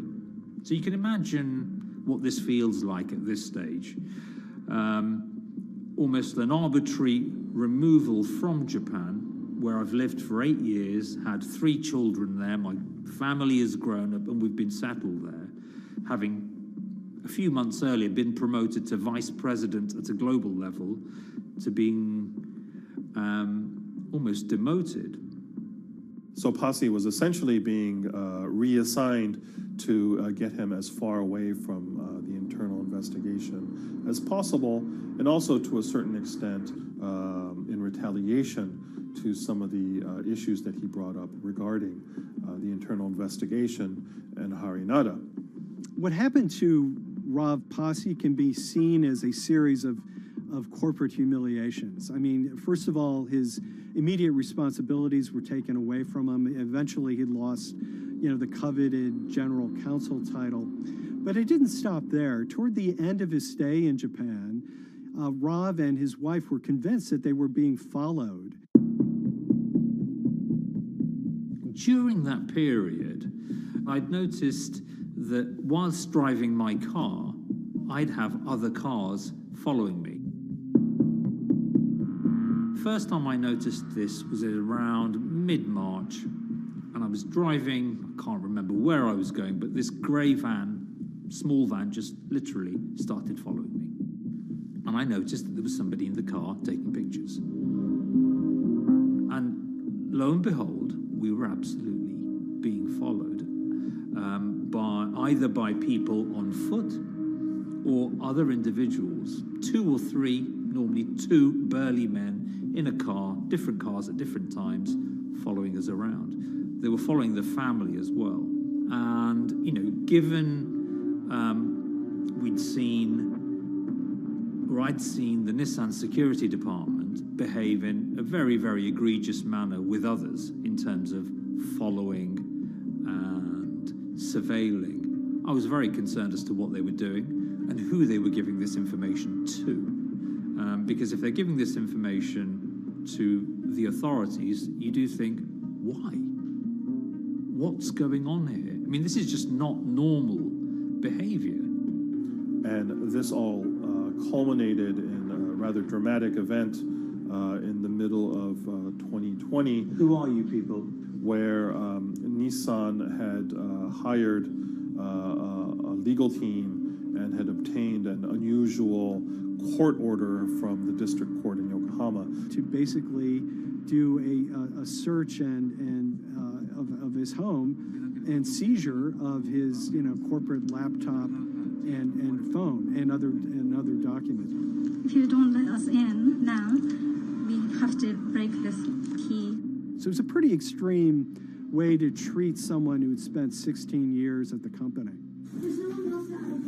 These people have all come in. We don't really know who they are, apart from the fact that I've been shown a badge that says the Yokohama Court. And they're here to recover a laptop and a mobile phone. It was even more weird because I'd highlighted to the directors that certain Nissan executives were trying to recover this laptop and this phone whilst I was still in Japan. And I was very concerned because it had evidence on there that related to misconduct matters and other forms of inappropriate conduct. It was just another form of intimidation, another form of harassment, forcing me almost to leave the company and the country. Because once they'd retained and obtained these items, we were still followed, which, again, I just couldn't understand. What is the point of doing that? This isn't a car company. This is not the KGB.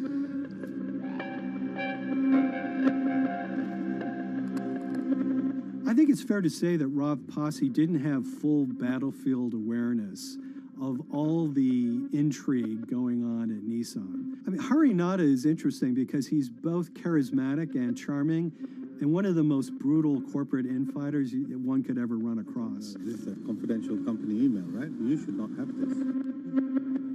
If he had fallen into line, he would probably still have his job at Nissan, be paid very well, and continued his work. A career that he spent 16 years building at Nissan is irretrievably broken. It's been smashed to smithereens. He and his family paid a huge price, certainly. But in terms of being able to sleep at night, I think, he's come out ahead. I highlighted issues to the highest levels of the company so that they could be dealt with appropriately by those in charge. There was no response to those, and there was retaliation against me. What's really profound, like absolutely profound, is that none of your colleagues, I mean people who you have known for years, forget it. Yeah. You're on your own. Yeah. And you got to be ready for that. You've got to be ready for that. If you take it on anyway.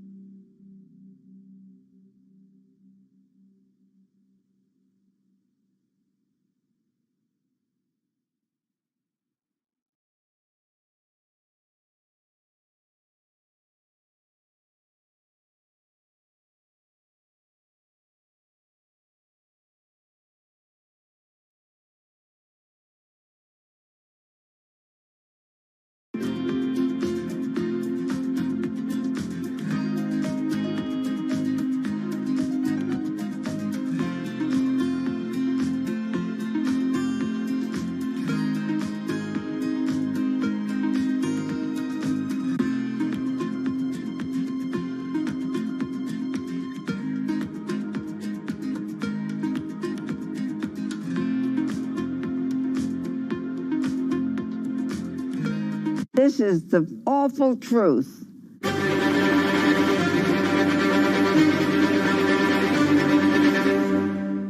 There's always someone in the family that's pushing it.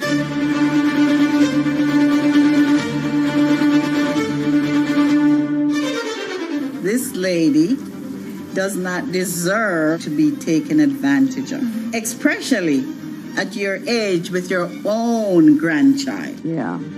My grandma is having to sue them. I'm testifying against them. Nobody's talking. They're one floor below right now. I get afraid to go on the elevator. It's sad that it had to devolve to this. It's like a soap opera to me. It's a very sad thing. It's a family feud. A family feud. Here's a family that, on paper, you would think has the wealth that so many people seek, yet at the end of the day, it seemed to sort of rip everybody apart.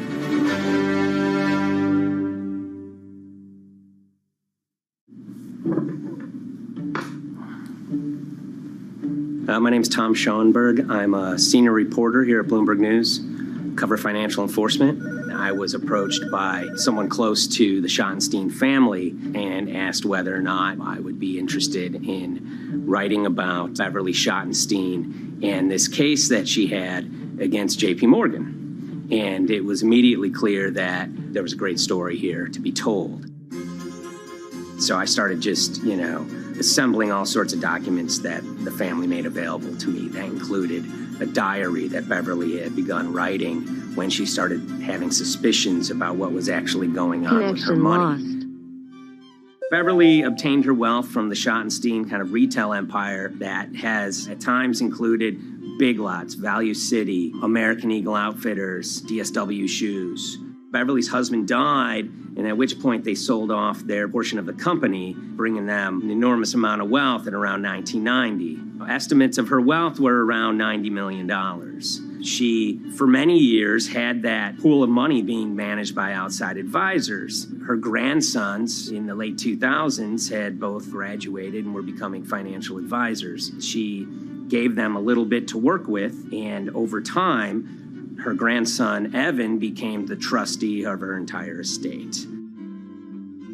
Managing sort of family money is not a conflict. In fact, some ways in wealth management, it's kind of how you get your start. It's kind of the seed that you need to sort of get going in the business. But Beverly started having suspicions that something was wrong probably in around 2016. Well, there were suspicious things, but taken separately without everyone talking about their own experiences, it was hard to really put it together.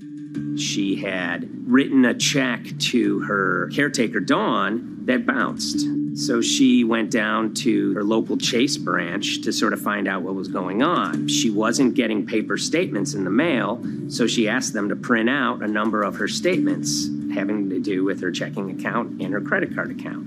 So we went to the bank and asked for the statements. And she got a whole year and going through all of them, page by page by page. And it was there she saw all sorts of charges that she said she didn't authorize or didn't know about. I was becoming very, very suspicious. I was starting to look in the money part, and that's what bothered me more when I saw that money was going, and I was not a big spender.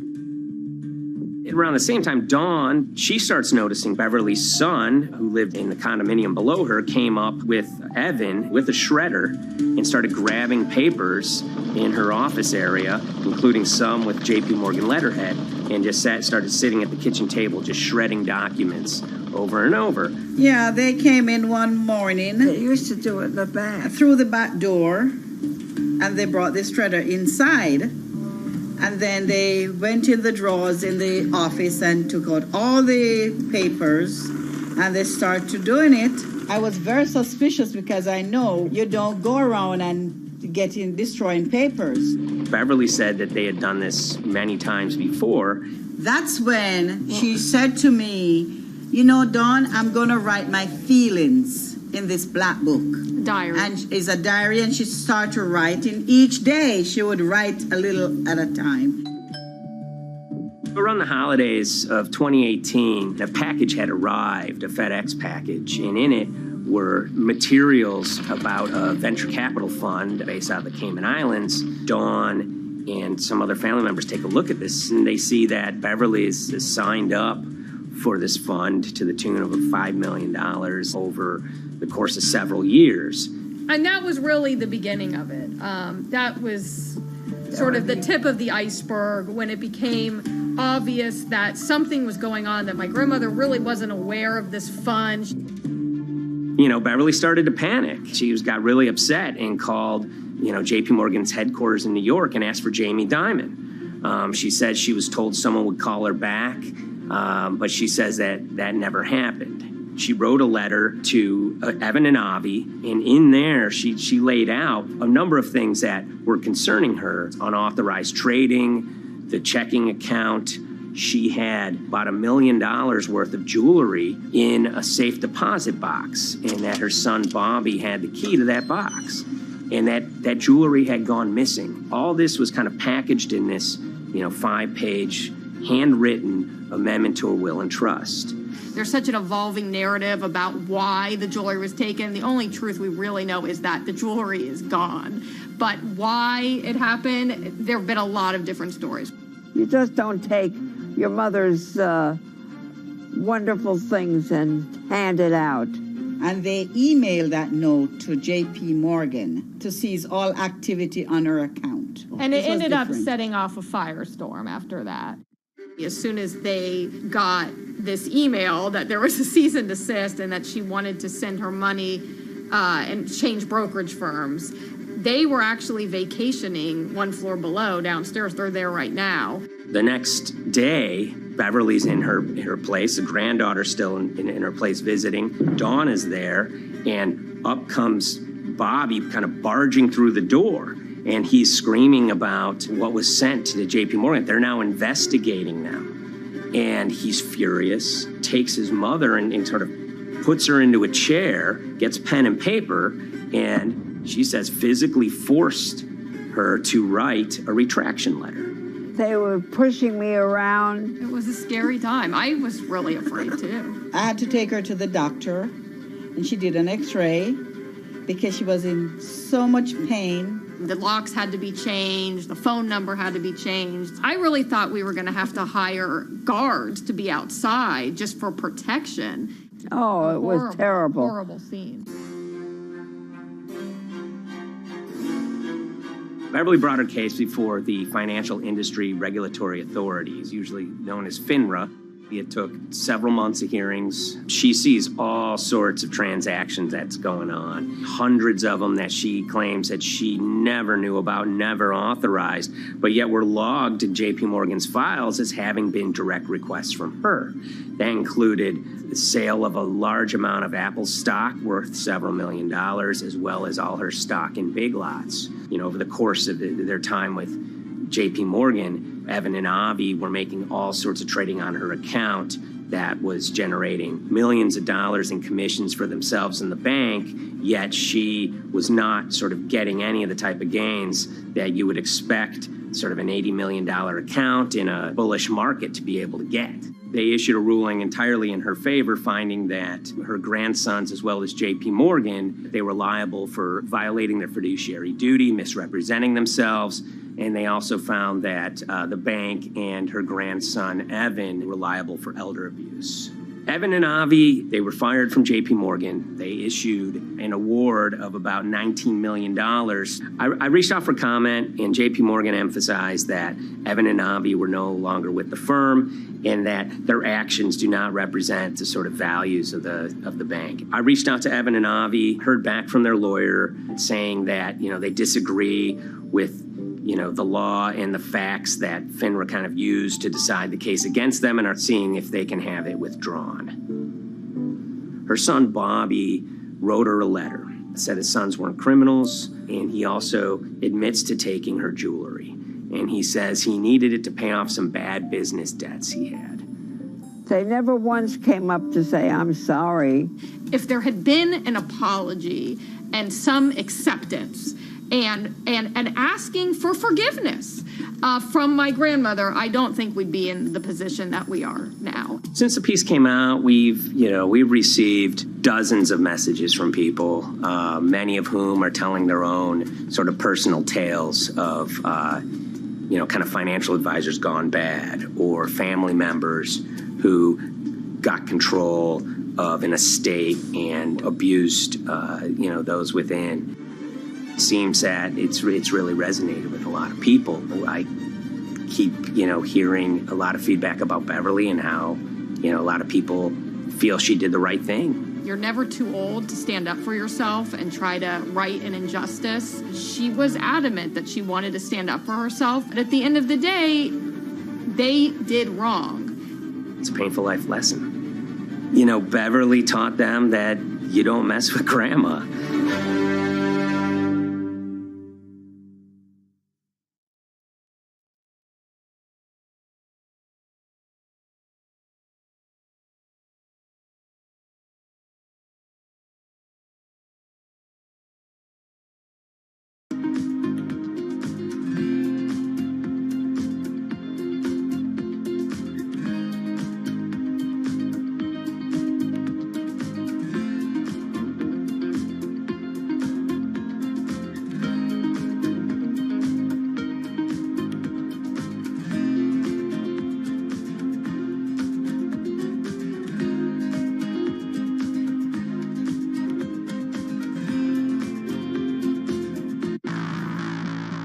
On April 20th, oil markets did something they never had before, and they crashed, went into negative territory and closed the day at minus $40. Meanwhile, in a place called Thaden Boyce in Essex, a group of 9 traders, led by a guy called Cuddles, made $660 million over the course of a couple of hours. The price of oil has collapsed to a record Connection level. lost. We've never really seen anything like it. WTI this morning down more than 35%. People maybe wouldn't have been so surprised if the oil price had fallen to zero, but the oil price went to minus 38. It went far lower than anyone had expected. And so lots of people in the market were saying, well, hang on, something else is going on here.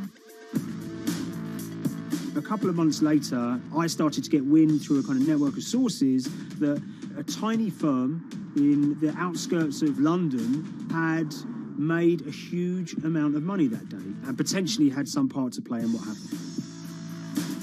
The information we got was that 9 traders at Vega Capital London had made in the region of $660 million in one day. As a group, I think they made as much money in one day as Apple makes from its international sales in one day. I mean, it's an insane sum of money. Did they pull off a fantastic trade? Did they predict the way the market was moving and get it absolutely right? Or was there something else going on, and had they actually done something that breached market rules in a bid to sort of push the market? And that investigation is ongoing.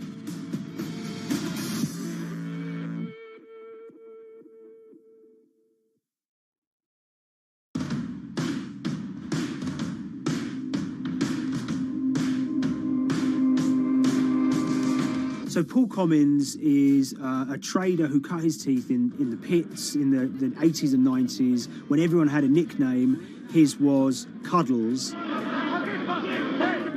If you can imagine, that was a very sort of cutthroat type of world where people are doing, hundreds of thousands and millions of dollar trades by shouting at each other, giving hand signals, and then sort of scrawling on scraps of paper.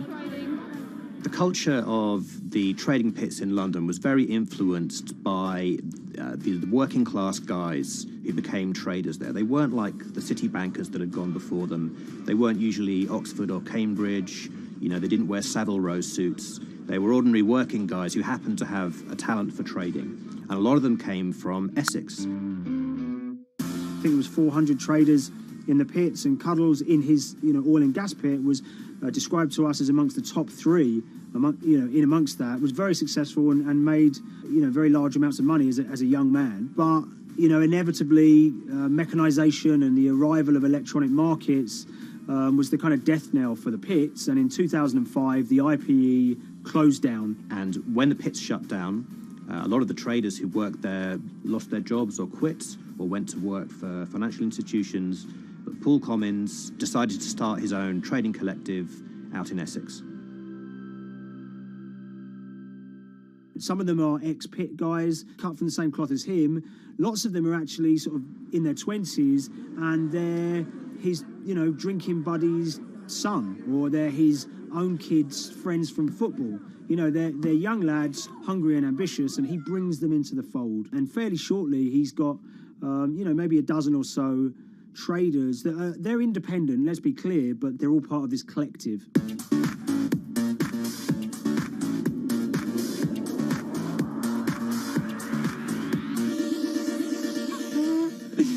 Yeah, I'll let Liam deal with Essex. I am from Essex, so I feel like I'm free to get into this. Sweet, as they say. If you were to ask someone in Britain how they would imagine a kind of Essex person, they would see someone who's maybe slightly flamboyant, with a sort of Cockney accent, a sort of Guy Ritchie-style accent. Not afraid to splash the cash, but it's probably pretty bright and has done well for themselves. Don't even make sense, does it? But, these guys, they drove around very nice Rolls Royces and Bentleys. They went to places like Marbella on holiday. Thaden Boyce is a very wealthy place. You have to have considerable income to be able to afford to live in that village. It's a really nice place to live, and it's 20 minutes tube ride away from the city.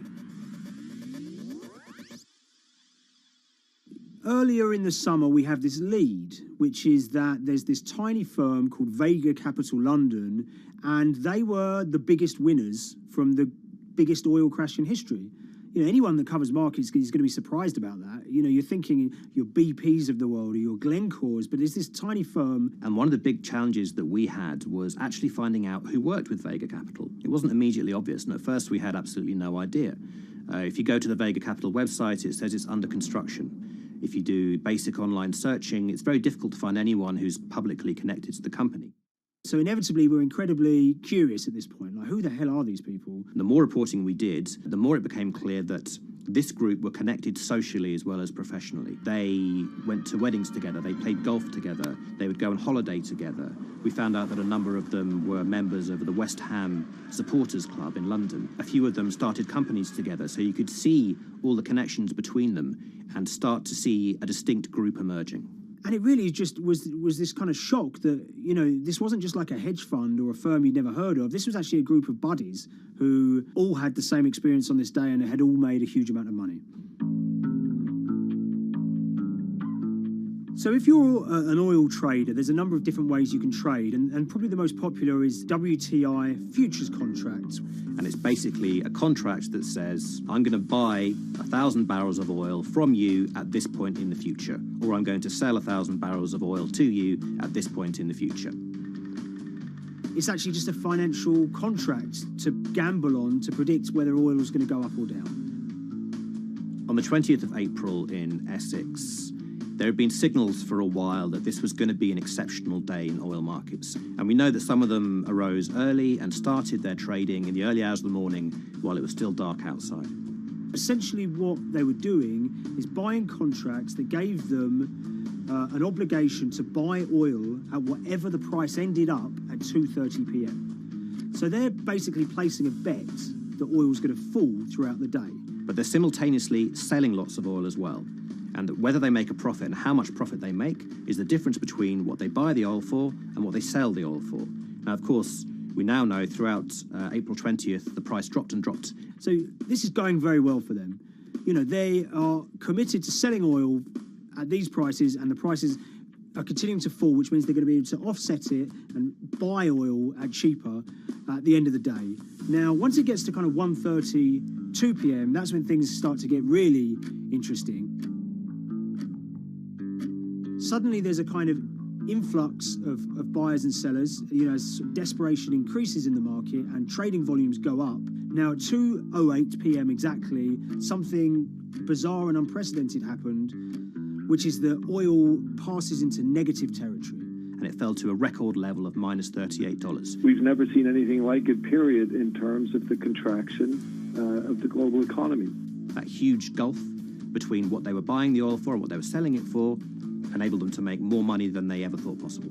So their profit was the difference between minus 37, and all of these positive numbers on every contract they sold. The price of crude briefly hit minus $37 a barrel. For one group of traders operating from a small office, it was a very, very profitable day. It's important to remember this had never happened before in the history of oil trading. No one could have predicted it. I can't think of another example of where you enter a trade and you get paid on both sides. You get paid both to sell and to buy. It's unthinkable. One thing we know about the Cuddles Trading Arcade is that they were very comfortable taking large risks. And, you have to be clear, this was a large risk. Yeah, we spoke to oil traders, both people that know these guys and people that don't, and they all say that this is, incredibly risky. And that's actually what stops a lot of oil traders doing trading like this. They simply aren't willing to stomach the risk. But Cuddles and his friends were. So when the kind of final calculations came down, the group of the 9 most profitable traders made $660 million or thereabouts between them. I mean, if you can imagine, I think 3 or 4 of them made in excess of 100 million each. One of the astonishing things about this trade is that 2 of the individuals who made more than $100 million in a single day were in their 20s. One of them was 22 years old. Only a few years earlier, he'd been posting on his social media about doing teenage stuff with his mates in town and going to see girls and rap music. And here he is a few years later making $100 million in a single day's trading. When me and Liam discovered that, we couldn't believe it. We couldn't believe what we were seeing.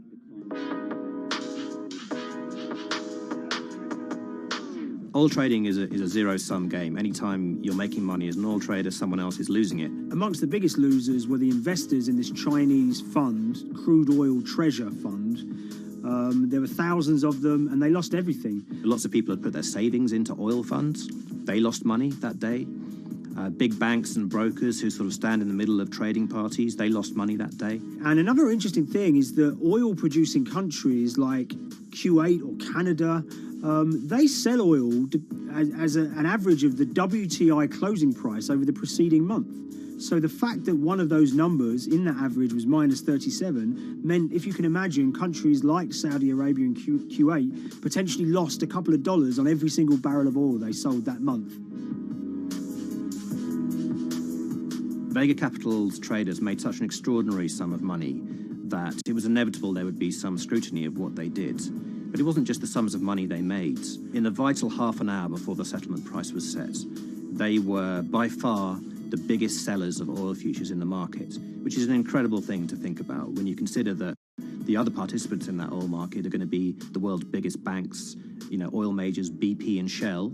And here you have a group of 9 guys in Essex who are having this significant influence over a global market for oil. I mean, I think you have to assume that if these guys had made $7 million or $10 million, they probably would be celebrating in Essex right now. But the fact that they made closer to $700 million has meant that they are facing understandable scrutiny. We wrote individually to all the Vega traders who did exceptionally well that day, and we got a letter in response from a law firm representing the group. And the law firm was at pains to point out, number one, that they haven't been accused of any wrongdoing, that they all traded independently and separately, and they'd basically all made up their own minds that this was what was going to happen in oil markets based on publicly available knowledge, and decided to execute this trade. What I love about these stories is there's a real variance of opinion, and some people will look at what happened and think that must be dodgy. They all traded at the end of the day. They all made a huge amount of money while all these people lost. That's shocking. But lots of people say these guys are at acute disadvantage. They're in a market that's inhabited by, huge technology-driven funds and firms and oil giants that have got all the advantages in the world. And when you get a bunch of Essex geezers who essentially beat the market and find a way to make a huge amount of money, they should get a pat on the back, really, because that's the dream. Since this happened, a lot of the guys have stopped trading the monthly settlements that they'd done so well at in the past. Several of them have set up new companies. They've essentially gone very quiet. Any kind of social media presence they had is kind of closed down. By all accounts, they're, waiting this out. It's certainly too early to try and predict how the regulatory investigations are going to pan out. We just don't know. There's a number of potential outcomes for these guys. Potential punishments if there are any findings of manipulation against Vega or anyone affiliated with it might be you could be fined, you could be banned from trading, and in the most extreme cases there have even been criminal prosecutions in the past of people who have been found to have been manipulating the settlement and misconduct related to trade at settlement. There are other outcomes too. One obvious one is going to be that they're able to walk away from this life-changing trade with all the money that they made and celebrated as heroes in the trading community. That they'll go down as legends.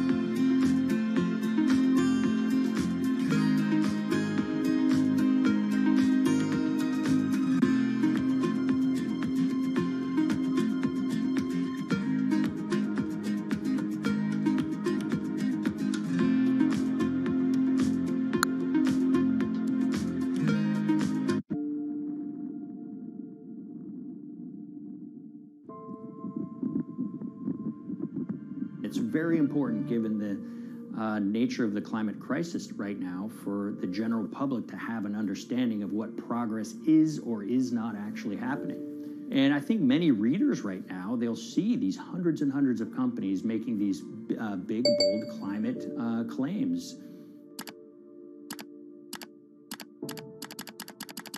And they would be forgiven to think that we're well on our way to meeting the emission reduction trajectory we need to be on. And the reality of the matter is we're just not on that trajectory. And a key reason for this sort of disconnect is the use of offsets that aren't doing what they claim to be doing. We have a massive potential for sort of willful blindness. We can convince ourselves of things regardless of what the facts are. And so that's what tends to happen in these cases. It's not that anybody is setting out to commit climate fraud. They sort of walk themselves into a situation and they convince themselves of one thing, and that allows them to convince themselves of another thing. But at the end of the day, they're doing something that makes no sense at all.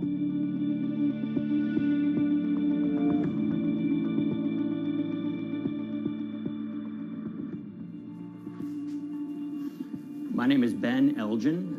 I wrote the story about how the billion-dollar market for carbon offsets is setting back the fight against climate change.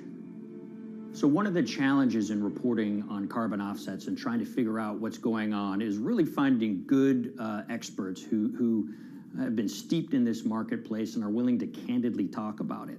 One of the best people for this is a fellow named Mark Trexler, and I've been talking to him for more than a decade. My name is Mark Trexler. I've worked in climate change for the last 30 years. I was actually hired by the World Resources Institute in Washington to work on the first carbon offset project in 1988.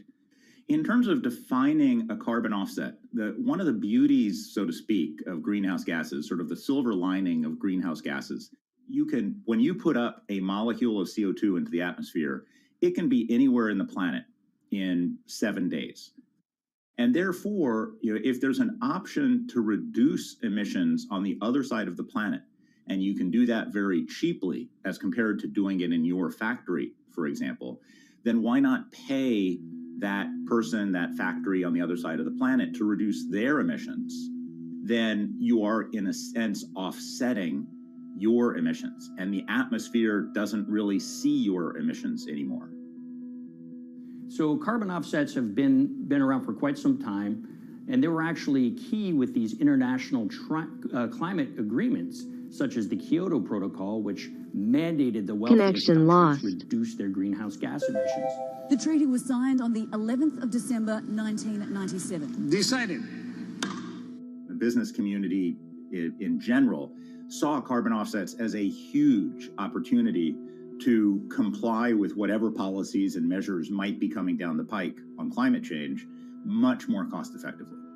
We've seen a huge surge in companies making big proclamations about how they're going carbon neutral or zeroing out all of their carbon emissions.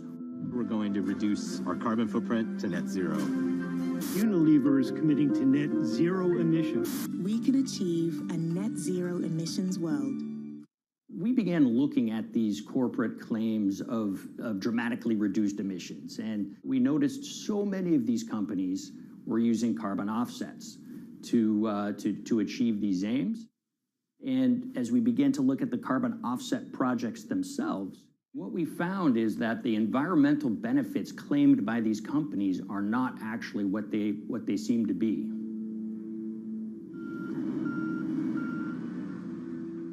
And as we sort of saw and spotted a number of these very aggressive carbon offset projects, which appeared to be generating inflated credits or bogus credits, we saw a number of them were associated with the Nature Conservancy.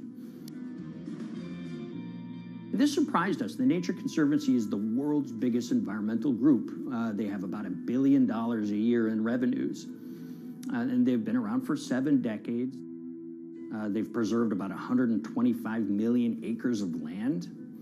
And they've done so many good works over the years, and they've been very strong in terms of working with corporate partners. The Nature Conservancy has taken a different approach, a very pragmatic and pro-business approach. They will not go out and criticize a big polluter, but they're very happy to work with them.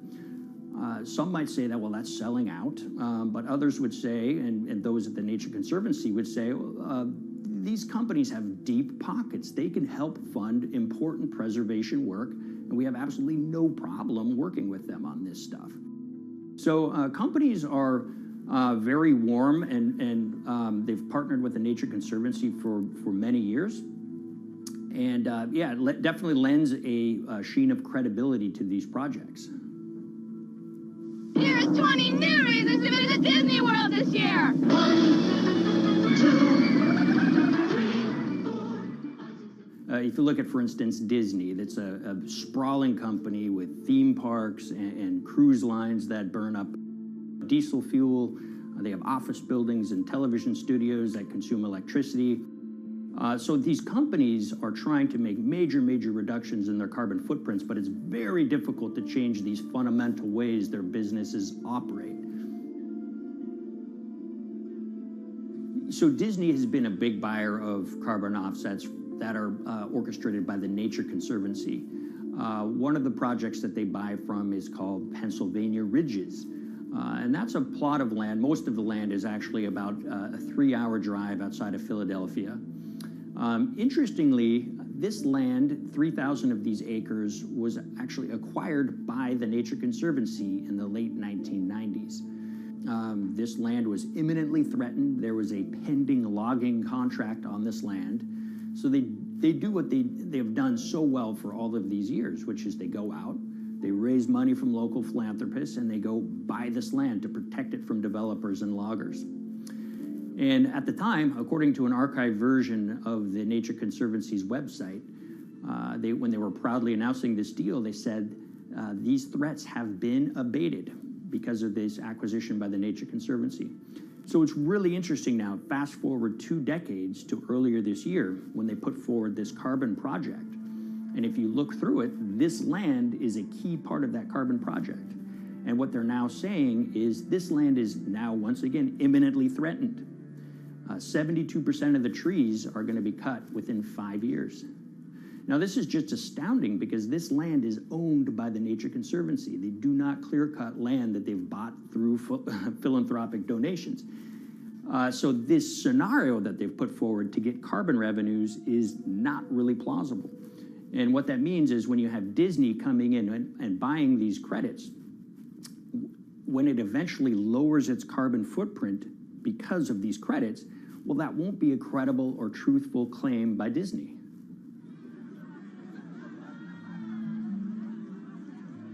So this is an organization that truly understands the threat of the issue of climate change and is wanting to do its part to address this.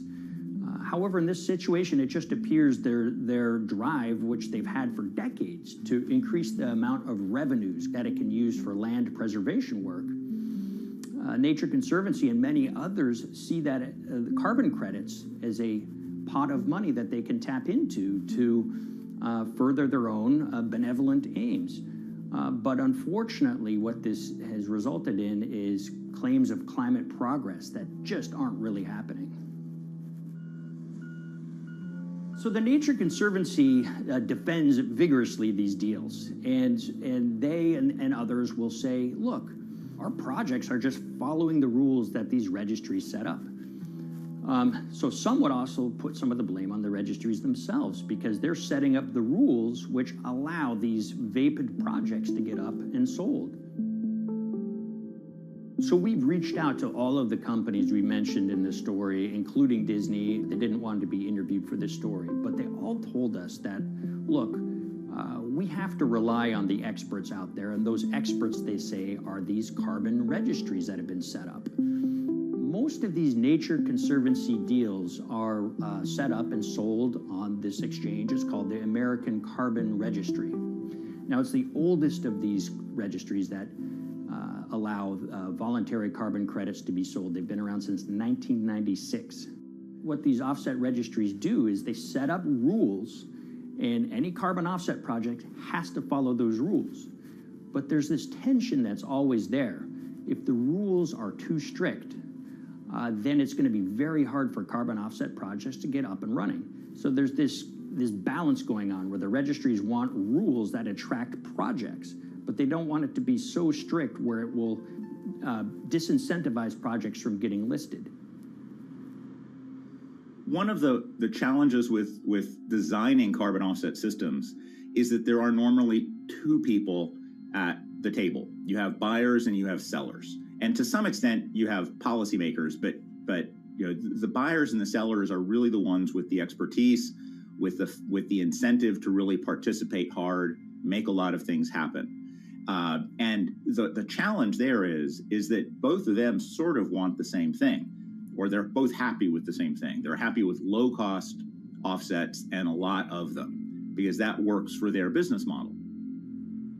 You end up, though, with nobody really representing the atmosphere, so to speak. Nobody's really representing the climate in those discussions. And so the policies end up biasing the whole system, and you end up in sort of a race to the bottom, and that's what we've seen happen. You know, when it comes specifically to the topic of carbon offsets, you know, I am a fan of carbon offsets in the sense that they can help mitigate climate change. They absolutely can. But, you know, if we're not going to do it correctly in a way that actually does help mitigate climate change, then it's nothing but a distraction. And, you know, after 30 years, you have to start wondering, is it really just a distraction? And that's really unfortunate, but that's where we are. Ultimately, what needs to happen is systemic change. You know, we're sort of nibbling around the edges with some of these different things. We need to change how we produce energy. We need to change how we transport ourselves. We need to change what and how we eat. You know, we need systemic change associated with transitioning to a low carbon economy. A lot of what we're doing today is not promoting systemic change. It's sort of trying to stick your thumb in the dike to preserve the current system. And at the end of the day, that can't really work.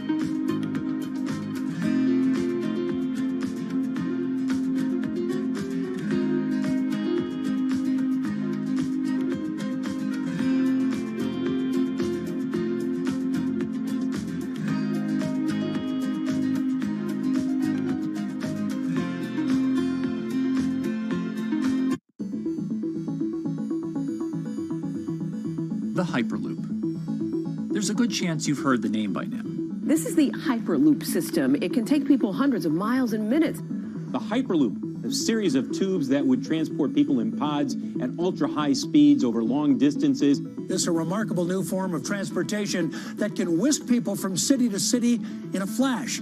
29 minutes from New York to D.C., 30 minutes from L.A. to San Francisco. For years, we've been seeing these futuristic, utopian renderings of some cross between a spaceship and a monorail.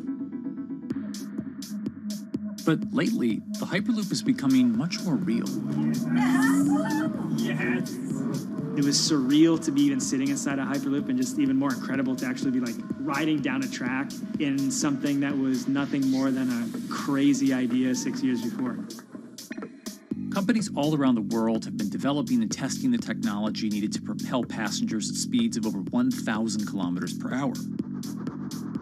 But for many, speed is only the first step to unlocking the full transformational effects of a new mode of transportation. Fast is what we just sort of take for granted in the Hyperloop world. It's the network effects that really deliver the benefit. And that opens up a completely different scale of economic opportunity.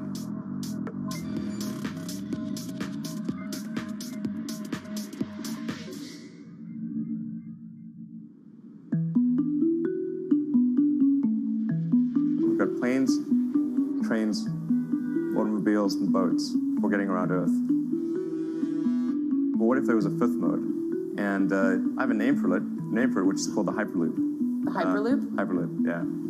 In 2013, while riding high on the growing success of Tesla and SpaceX, entrepreneur Elon Musk released a white paper outlining the basic framework of the technology he called Hyperloop. The basic idea goes a little something like this.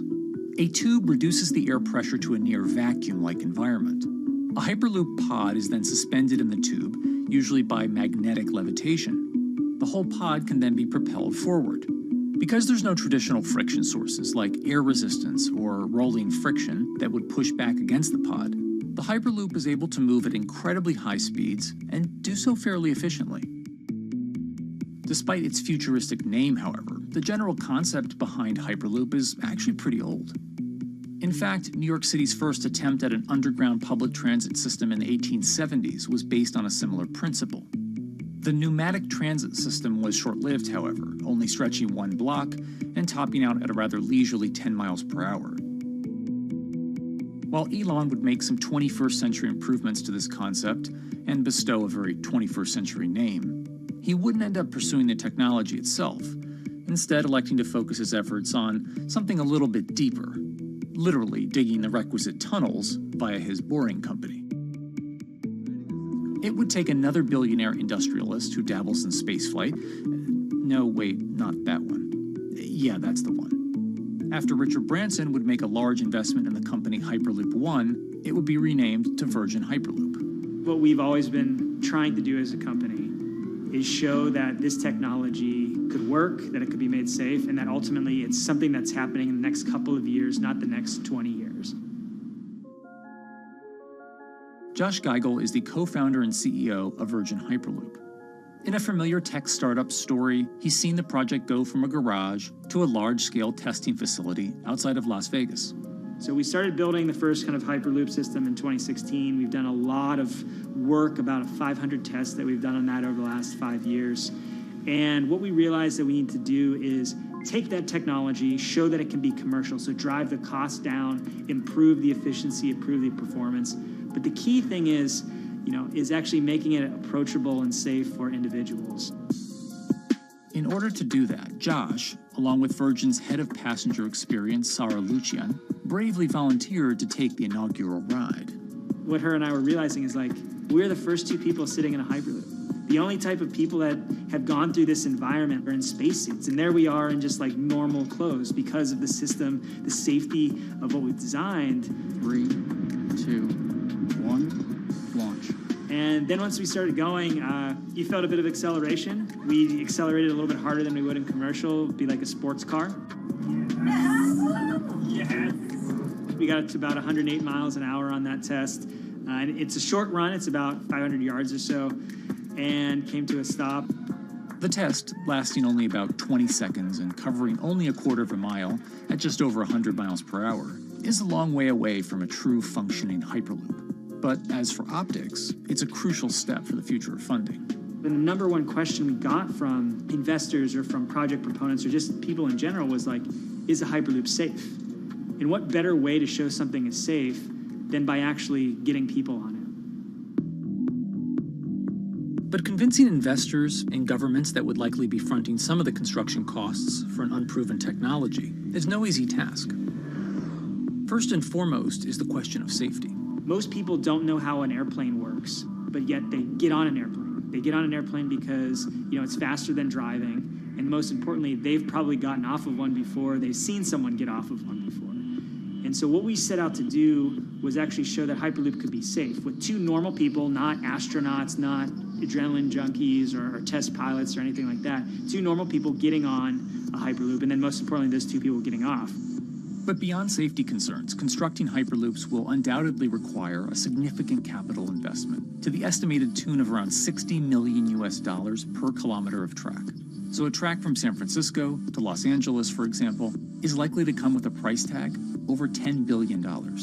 And before large governments are willing to come in and front those costs, investors who are funding Hyperloop development must accept it as a long-term mixture of technology and infrastructure investing.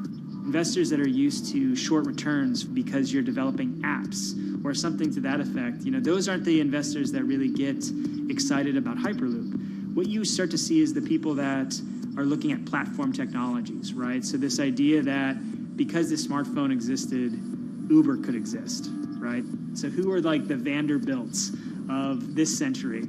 And that's the part where you're going to get a lot more no's than yeses. But those people that have the ability, the fortitude to stick it out, to see the game-changing platform here, those are the people that we're looking for. And since we've done that passenger test, there has been a lot of interest that's really, this is a lot sooner than I thought.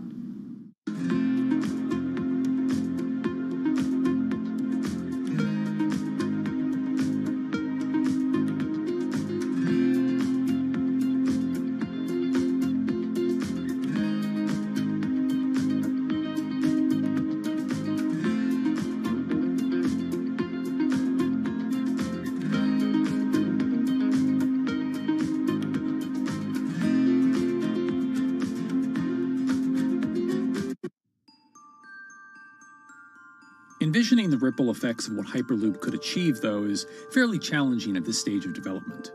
It's fast, yes, but for point-to-point travel, traditional maglev trains can move pretty fast as well. And outside of China, South Korea, and Japan, even those haven't seen much adoption elsewhere due to the high costs and questionable profitability. The Shanghai line in China, for example, loses around $100 million every year. Hyperloop companies, however, believe they can offer something different than traditional railway lines. My name's Alan James, and as far as I know, I'm the only guy on the planet who's written a government-level business case for 300 kmh conventional high-speed rail, 500 kmh maglev, and 1,000 kmh Hyperloop. It's fundamentally about moving people from where they are to where they want to go, when they want to make those journeys, and doing it in much smaller numbers. So pod designs for Hyperloop range from 12 to 28 seats, typically. Why are they small? It's because small enables the network to operate flexibly. And a great example of that is the east-west strategic route across the north of England, from Liverpool to Manchester to Leeds. So to get from Liverpool via Manchester to Leeds by train is just short of 2 hours today. It'll probably take you 2 hours driving as well in average traffic conditions. Net result is those three city regions remain three separate entities: Liverpool, Manchester, Leeds. There's very little commuting traffic between those urban areas. Hyperloop absolutely changes that from the ground up. Liverpool to Manchester is a 5 or 6 minute journey. Manchester to Leeds is also a 5 or 6 minute journey. What that effectively does is create a single supercity economy. In this vision, the Hyperloop acts a little more like a highway, where pods have fixed destinations and don't need to stop along the way. Meaning you can travel on a Hyperloop network from, say, Liverpool to Leeds, while the pod behind you travels from Liverpool to Manchester. And if that metro Hyperloop network is connected to other networks from the same location, you could travel from Liverpool to Paris or Liverpool to Amsterdam, all without making a single stop. For passengers, for business, for leisure, that is utterly transformational. For high-value freight and logistics, it's equally transformational. But critically, if you do a Hyperloop network at scale, you begin to deliver massively significant carbon savings too. A multi-regional Hyperloop network could become a replacement for both short-haul passenger and cargo flights and traditional ground transportation, both of which are significant carbon producers. One Hyperloop-connected distribution hub, perhaps at an airport that is predominantly used for international air freight, replacing maybe 10, 12, 15 distributed road hubs. It takes a lot of polluting and inefficient truck haulage off the roads. That itself means roads gain extra capacity. Hyperloops will still need to use electricity to both move pods and maintain the near-vacuum environment in the tube. Proponents of the technology believe that this can be done by using renewable sources, including a combination of solar panels and battery technology that could be used along the Hyperloop itself.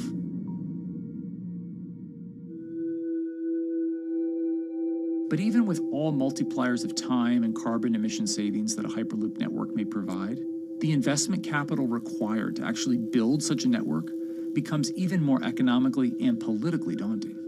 Committing doesn't mean spending billions on day one. Committing means, how do we phase it?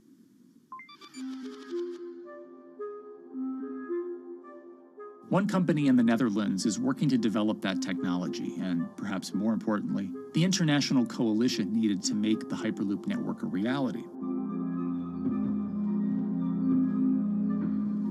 So we are here in Europe's first full-scale Hyperloop test facility, where we can already prove every conceptual technology of the Hyperloop. This is Tim Houter, a co-founder and CEO of Hart Hyperloop, headquartered in the city of Delft.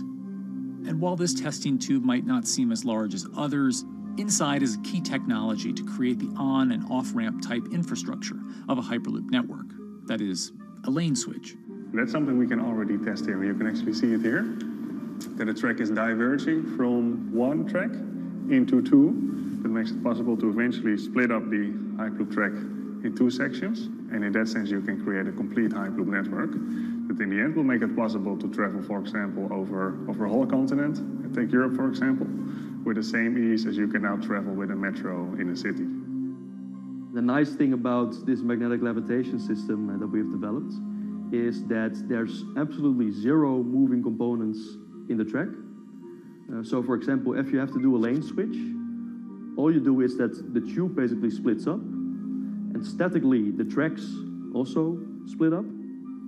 And whenever the vehicle enters a switch, it either pulls itself to the right with its magnets, or it pulls itself to the left with its magnets.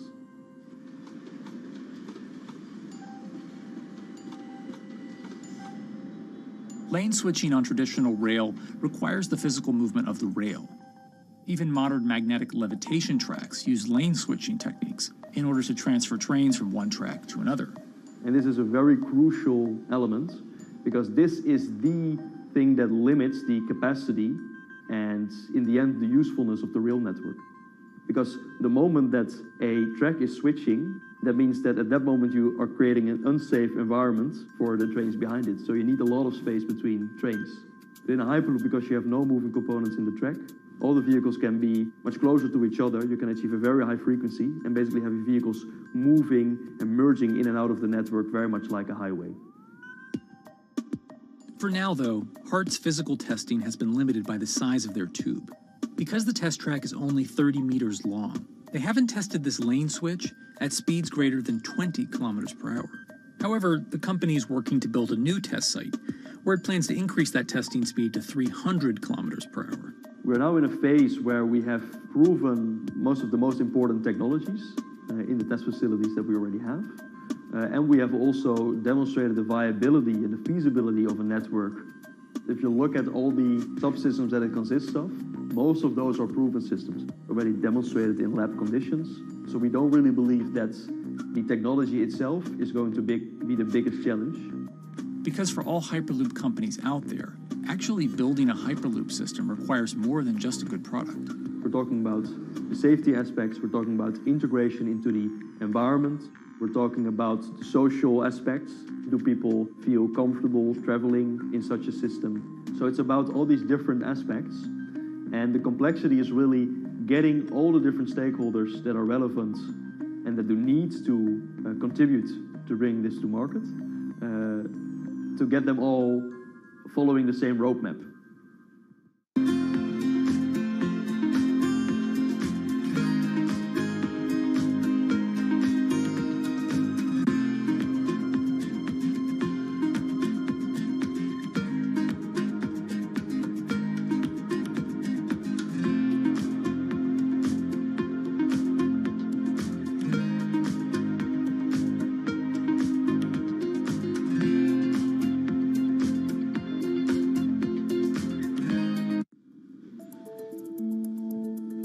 In order to help build this coalition of private and public interest in Hyperloop development, HART in 2018 partnered with other Hyperloop companies from Europe and Canada. The goal was to define, establish, and standardize the framework to regulate Hyperloop systems. Right now we are working with all the Hyperloop developers together in setting up the first, let's say, structure for starting the standards drafting. One of the most important goals for HART is interoperability, which is essentially making sure the different systems can communicate with each other. Interoperability is so important because what we want to achieve is actually have this seamless travel experience. So you don't want to end up, for example, going from Madrid to Paris and then switching because you need to use a different technology to get, for example, to Amsterdam. The idea being that as companies around Europe create the first commercial Hyperloop tracks between individual cities, one day those can all be connected to a larger network. Everyone that believes that Hyperloop is a future transport system also realizes that there is a need to have this network because that's where Hyperloop thrives. Hyperloop is such a huge project. It's definitely not something that you can do on your own or as a single company. So you need to do it with a lot of other companies. You need to have the governments. And I think in that sense, the biggest challenge that we've encountered is to really get all the required parties together to take the steps in development and in commercial implementation. HART's next plan is to build the European Hyperloop Center, an open testing facility which will include a 2.6-kilometer test track. And the company hopes to test travel speeds there at up to 700 kilometers per hour. Virgin Hyperloop is also racing to construct the first commercial Hyperloop route, with projects in various states of development in India, Saudi Arabia, and the United States. Recently, the company announced plans to build a Hyperloop certification center in West Virginia, which will include a 6-mile-long test track. Proving the technology here will be crucial if Hyperloop networks can find a home among infrastructure investments that the Biden administration hopes to make. The idea that there's multiple Hyperloop companies, I think, is a redeeming aspect in the business. People really want to see something happen, so having multiple people move forward is good for that. I was struck when Josh and Sarah rode the pod. 2 or 3 of the major outlets used the phrase, "We now have a new mode of transport."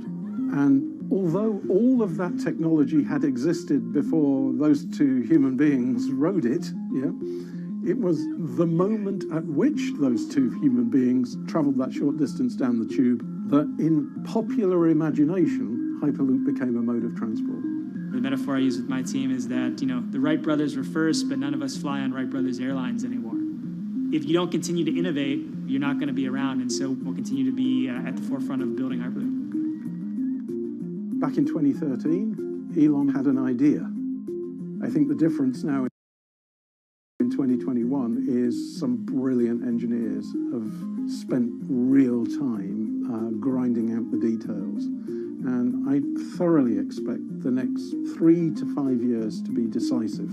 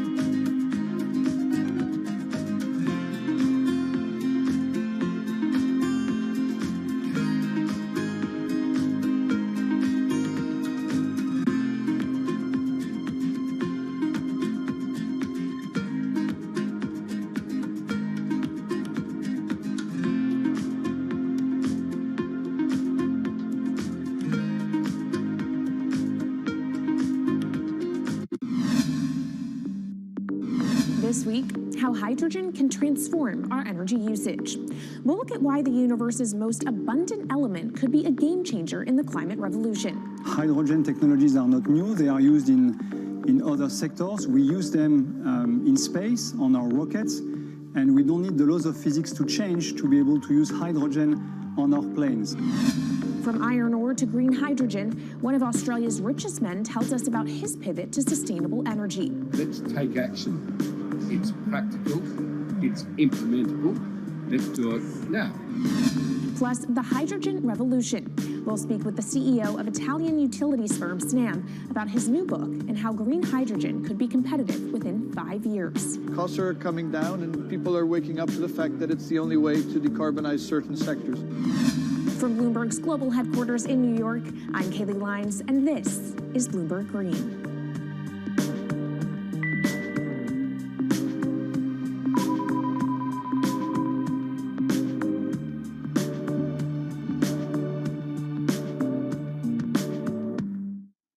It's a new year, so here at Bloomberg Green, we're highlighting new solutions in the fight against climate change. And one of those is as old as the universe itself, hydrogen.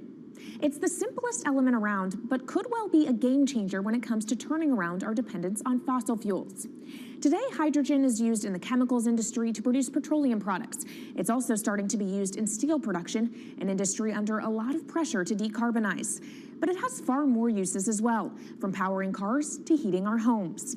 And Bloomberg New Energy Finance sees a seismic shift in the sector in the next 10 years as green hydrogen squeezes out dirtier alternatives. So-called gray hydrogen dominates today.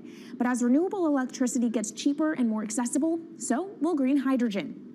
In this week's edition of Bloomberg Green, we'll explore what this push into hydrogen means for tackling climate change. We'll hear from Australian billionaire Twiggy Forrest about his pivot from iron ore to hydrogen, and we'll also speak with the CEO of Italian utility company Snam about his book, The Hydrogen Revolution. But first, what are we using hydrogen for?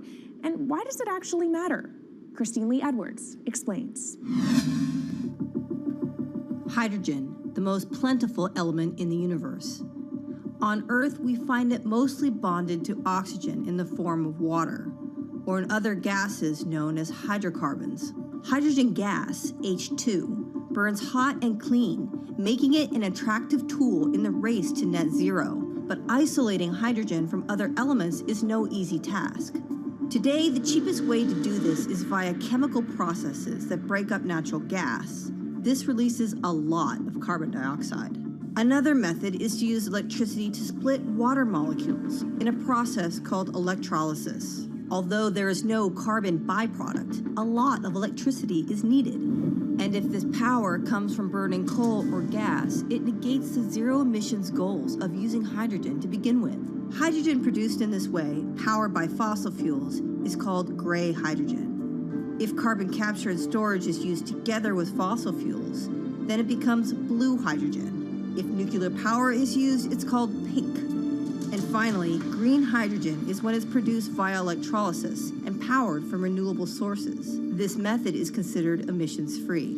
It's predicted that by the early 2030s, H2 made from renewables will be cheaper than that made from fossil fuels. But that hinges on the cost of electrolysis declining, which will be achieved through larger projects and an expansion of manufacturing. To be clear, vast amounts of H2 are already used today. Global production in 2018 totaled 117 million metric tons. This hydrogen is mostly used for its chemical properties, not as a source of energy, and very little of it is clean. Some sectors like steel could start using hydrogen for these chemical properties, replacing coal.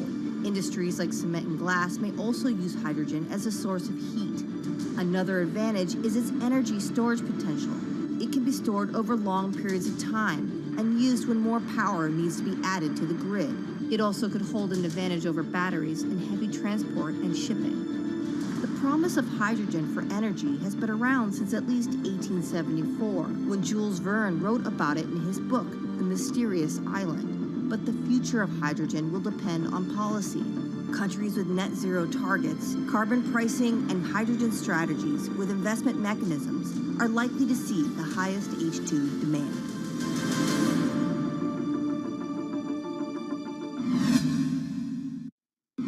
That was Bloomberg's Christine Lee Edwards explaining what hydrogen means for the energy transition. But how are businesses approaching the sector?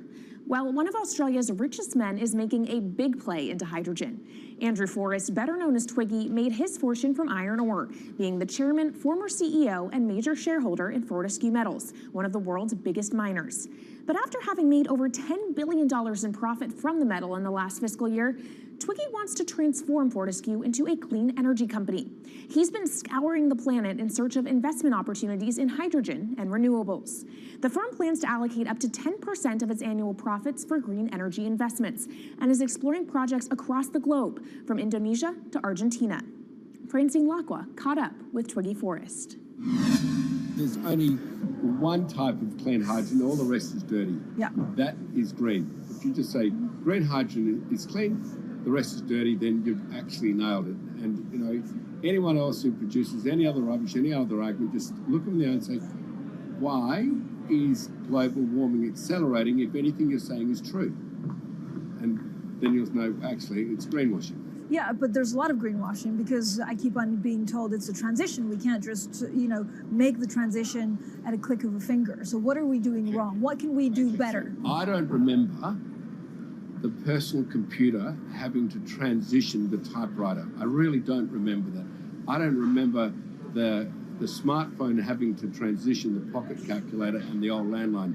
You know, its transition line is complete rubbish. The lie got put to it 2 days ago when JCB, a really loved British company, every right for the country to be part of JCB, and Fortescue, holding a bit of a similar reputation, fantastic track record, everyone's done super well from Fortescue, huge balance sheet, super strong. When those two companies got together and agreed a $79 billion US agreement per annum, right, then that's a real wake-up call to say, hang on, green hydrogen is obviously commercial now.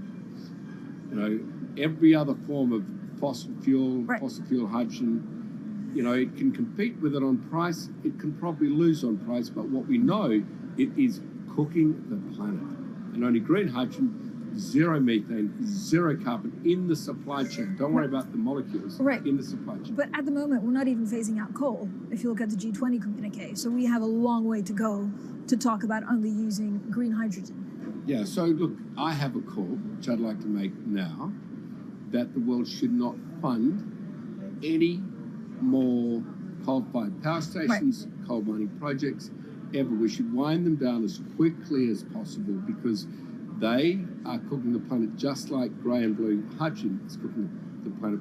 Yeah. You know, hydrogen, which is not made from renewable electricity, is releasing 10 to 16 times more carbon, let alone the methane, which is worse, than it is hydrogen. So we've just got to stop doing things which are self-harming under the guise of greenwashing. So why are leaders so slow? Even if you look at the appetite for ESG investments, they're growing exponentially, so are emissions. So where are we allocating capital?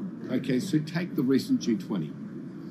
There's probably a reason why there wasn't strong action coming out of the G20 because people were not aware that major transactions between large companies were taking place now on green hydrogen. That actually this pollution-free all the way through the supply chain fuel was now being transacted at multi-billion-dollar scale. If they'd known that, I don't believe any sovereign leader or any energy minister or climate change minister could not take ultra seriously that green hydrogen is now here to stay. It's broken through. History has been made. It will never go back. Okay, what is the one thing that you would tell leaders today and business leaders? How do we transition faster than what we are now because we're at real risk of missing our targets? Oh, so that's really simple. You stop funding, you stop subsidizing, you stop using money into fossil fuels. It could be carbon sequestration, it could be fuel rebates, could be anything. Hundreds of billions of dollars getting ashed while we ash the planet on fossil fuel subsidies. Because we haven't had that renewable electricity, we haven't had that green hydrogen, it's kind of been pushed down. It's all sorts of excuses. Oh, it'll never be commercial, it'll never be supplied in the quantities we need it, blah, blah, blah. Now we know, let's take action. It's practical, it's implementable, let's do it now. Okay, if we do it now, is there going to be a shock to the energy system? Is there going to be a shock actually to economically? And is it worth, not talking about transition, just going from A to B? Yeah, it's a fantastic question. A to B is the solution. Let fossil fuels do what fossil fuels do. Just burn their coal, burn their oil, burn the gas. At least they're pumping up carbon and methane into the atmosphere, honestly. Well, not that honest because they don't measure methane, which is 90 times worse than carbon. But at least the carbon is being done honestly. Encourage the green hydrogen sector to come in really fast. Okay, it's there. There's renewable power all over the world. We now know how to make electrolyzers much cheaper, like 25% of the original cost. We know how to do that now. We don't have an excuse to get into it. Does it need to be cheaper than oil and fossil fuel for it to be viable worldwide? Well, right now it is. Okay, so let's just swallow that bit of financial data. Right now it is cheaper, and it's getting more cheap. It's the only fuel you know of which is declining in value. You don't have enough of it, right, to power the world. Yes, that's only because we haven't had policies to support it. If we had policies to support it 5-10 years ago, it would be everywhere. You'd see the global warming budget start to come down. Now, we've got 5 or 10 years to make a huge difference. I need policy leaders all over the world to appreciate now, okay, big business is transacting with green hydrogen in multi-billion-dollar agreements.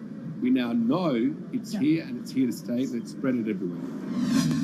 Coming up on the program, the hydrogen revolution. We'll speak with the CEO of Italian utility firm Snam about his new book and why he thinks green hydrogen will be competitive in just 5 years. Plus, how are airlines working to become more sustainable? We'll look at how Airbus plans to step up in the climate fight. This is Bloomberg Green.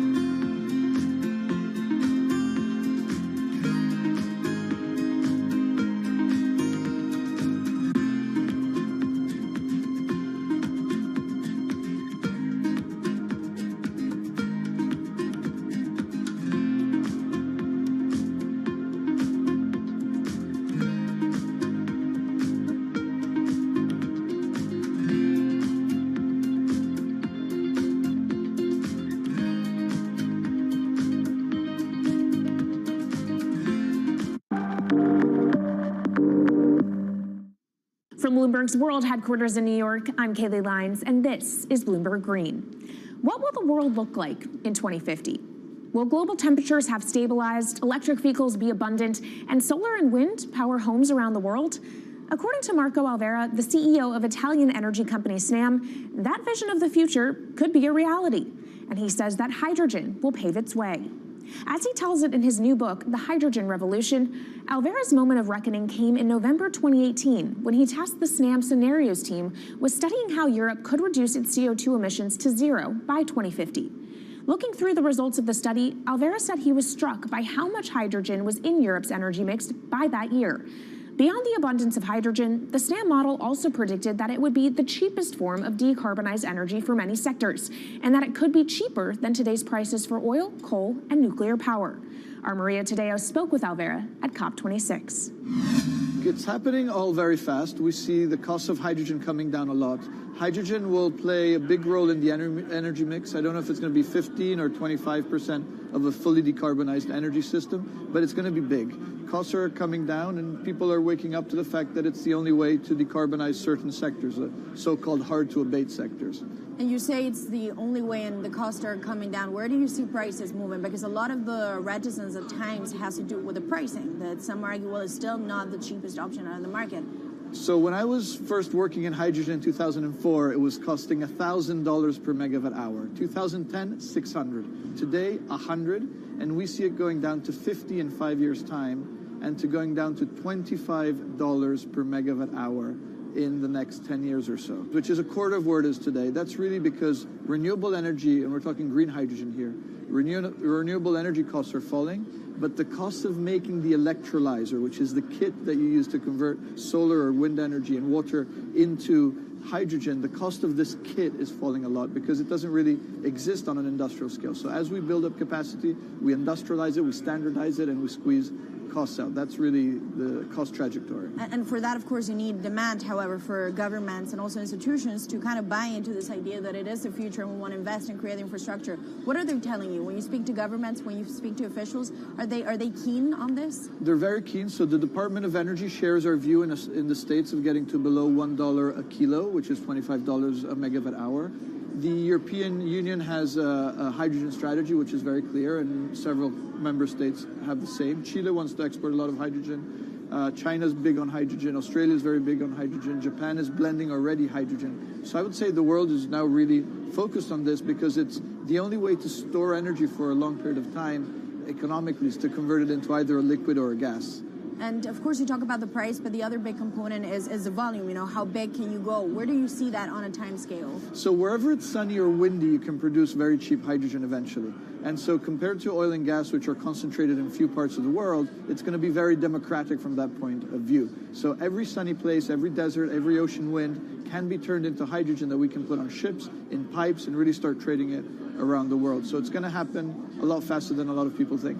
So, and when you say a lot faster, what is that in time? As I said, $50, which is essentially oil parity within 5 years. And then, depending on how quickly we ramp it up after that, we could get to $25, which is coal parity before the end of the decade. And in big scale. In big scale, because once you get to coal parity, that's the only way we're going to get China and India to stop burning new coal. We have businesses in China and in India, and I see a lot of hydrogen development, a lot of renewable development in both countries. The India announcement was incredibly strong on 2030. Some people were upset about the 2017 net zero deadline, but when it comes to 30, he announced a big, big commitment to get to 50% renewables. Were you surprised by it? I was surprised that they would make it so explicit, and even the net zero is a big thing for them. And so I think it will happen faster than 2070 because of the falling cost of renewable and hydrogen. India's burning 80 gigawatt of oil, of diesel, to keep the lights on. So there's an immediate opportunity there, and we're very interested in working in that country. And with regards to China, perhaps the fact that we haven't really seen them active, I guess the diplomats are working on this, but we haven't really seen the leadership. It's going to be technology, it's going to be industry. I think China has committed to a net zero, which is very important. At the G20, China was clearly behind the 1.5 degrees. So I think a lot has been achieved between the G20 and COP. And I think what's really important is to see in the coming years how quick it's in our hands to make part of this happen in 5 years, or it could otherwise happen in 15, 20 years. It's about building the projects. The capital is there. We saw how many trillions of dollars are already committed. What's missing is really the projects, and that's where companies like us step in. Marco Alvera, CEO of SNAM there, speaking with our Maria Tadeo. Let's turn now to the aviation industry. It's a big contributor to global greenhouse gas emissions, and it's under pressure to change that. In October, the International Air Transport Association, a trade body representing airlines, approved a target of achieving net zero emissions by 2050. To achieve that, many airlines in the US and Europe are looking to buy sustainable aviation fuel made from renewable sources like used vegetable oil. Initiatives like these are pushing plane makers to come up with some radical new aircraft that will eventually cater to our growing appetite for travel without hurting the environment. We took a look at how Airbus, the world's #2 aircraft manufacturer, is stepping up to the challenge. How long until we can fly emission-free? Airbus says it's more confident by the day it can be done by its 2035 target. Airbus's CEO spoke about its ambitions for hydrogen-powered planes at the company's summit in France. The physics works. Hydrogen technologies are not new. They are used in other sectors. We use them in space on our rockets, and we don't need the laws of physics to change to be able to use hydrogen on our planes. So every day we become more confident, but we think we need to have a plane, we need to have the right fuels, the hydrogen available in the right quantity at the right place at the right time, and we need the regulations to be ready. So we really need the work and the collaboration of many people around the globe to make it happen on time. But it could be a long wait until green passenger jets go mainstream. Larger aircraft with more than 150 seats are not expected to feature globally until about 2050. That means manufacturers and airlines today are under growing pressure to ramp up short-term innovations to cut their carbon. In the long term, meeting the ambitious plans for so-called green hydrogen means building a giant industry almost from scratch. To make that happen, British airline EasyJet is among those saying governments need to get involved and fast. Aviation's emissions over the last 3 decades leading up to the pandemic grew by about 80% to over 1 gigaton, and that's projected to double by 2050. According to Bloomberg NEF, about half of the airlines with the largest global market share have set net zero targets by that same date, nearly 3 decades away. Coming up, from blue sky projects to the bottom line. We'll speak with our Bloomberg NEF expert Meredith Annex and dig into their models about how hydrogen fits into the future energy mix. This is Bloomberg Green.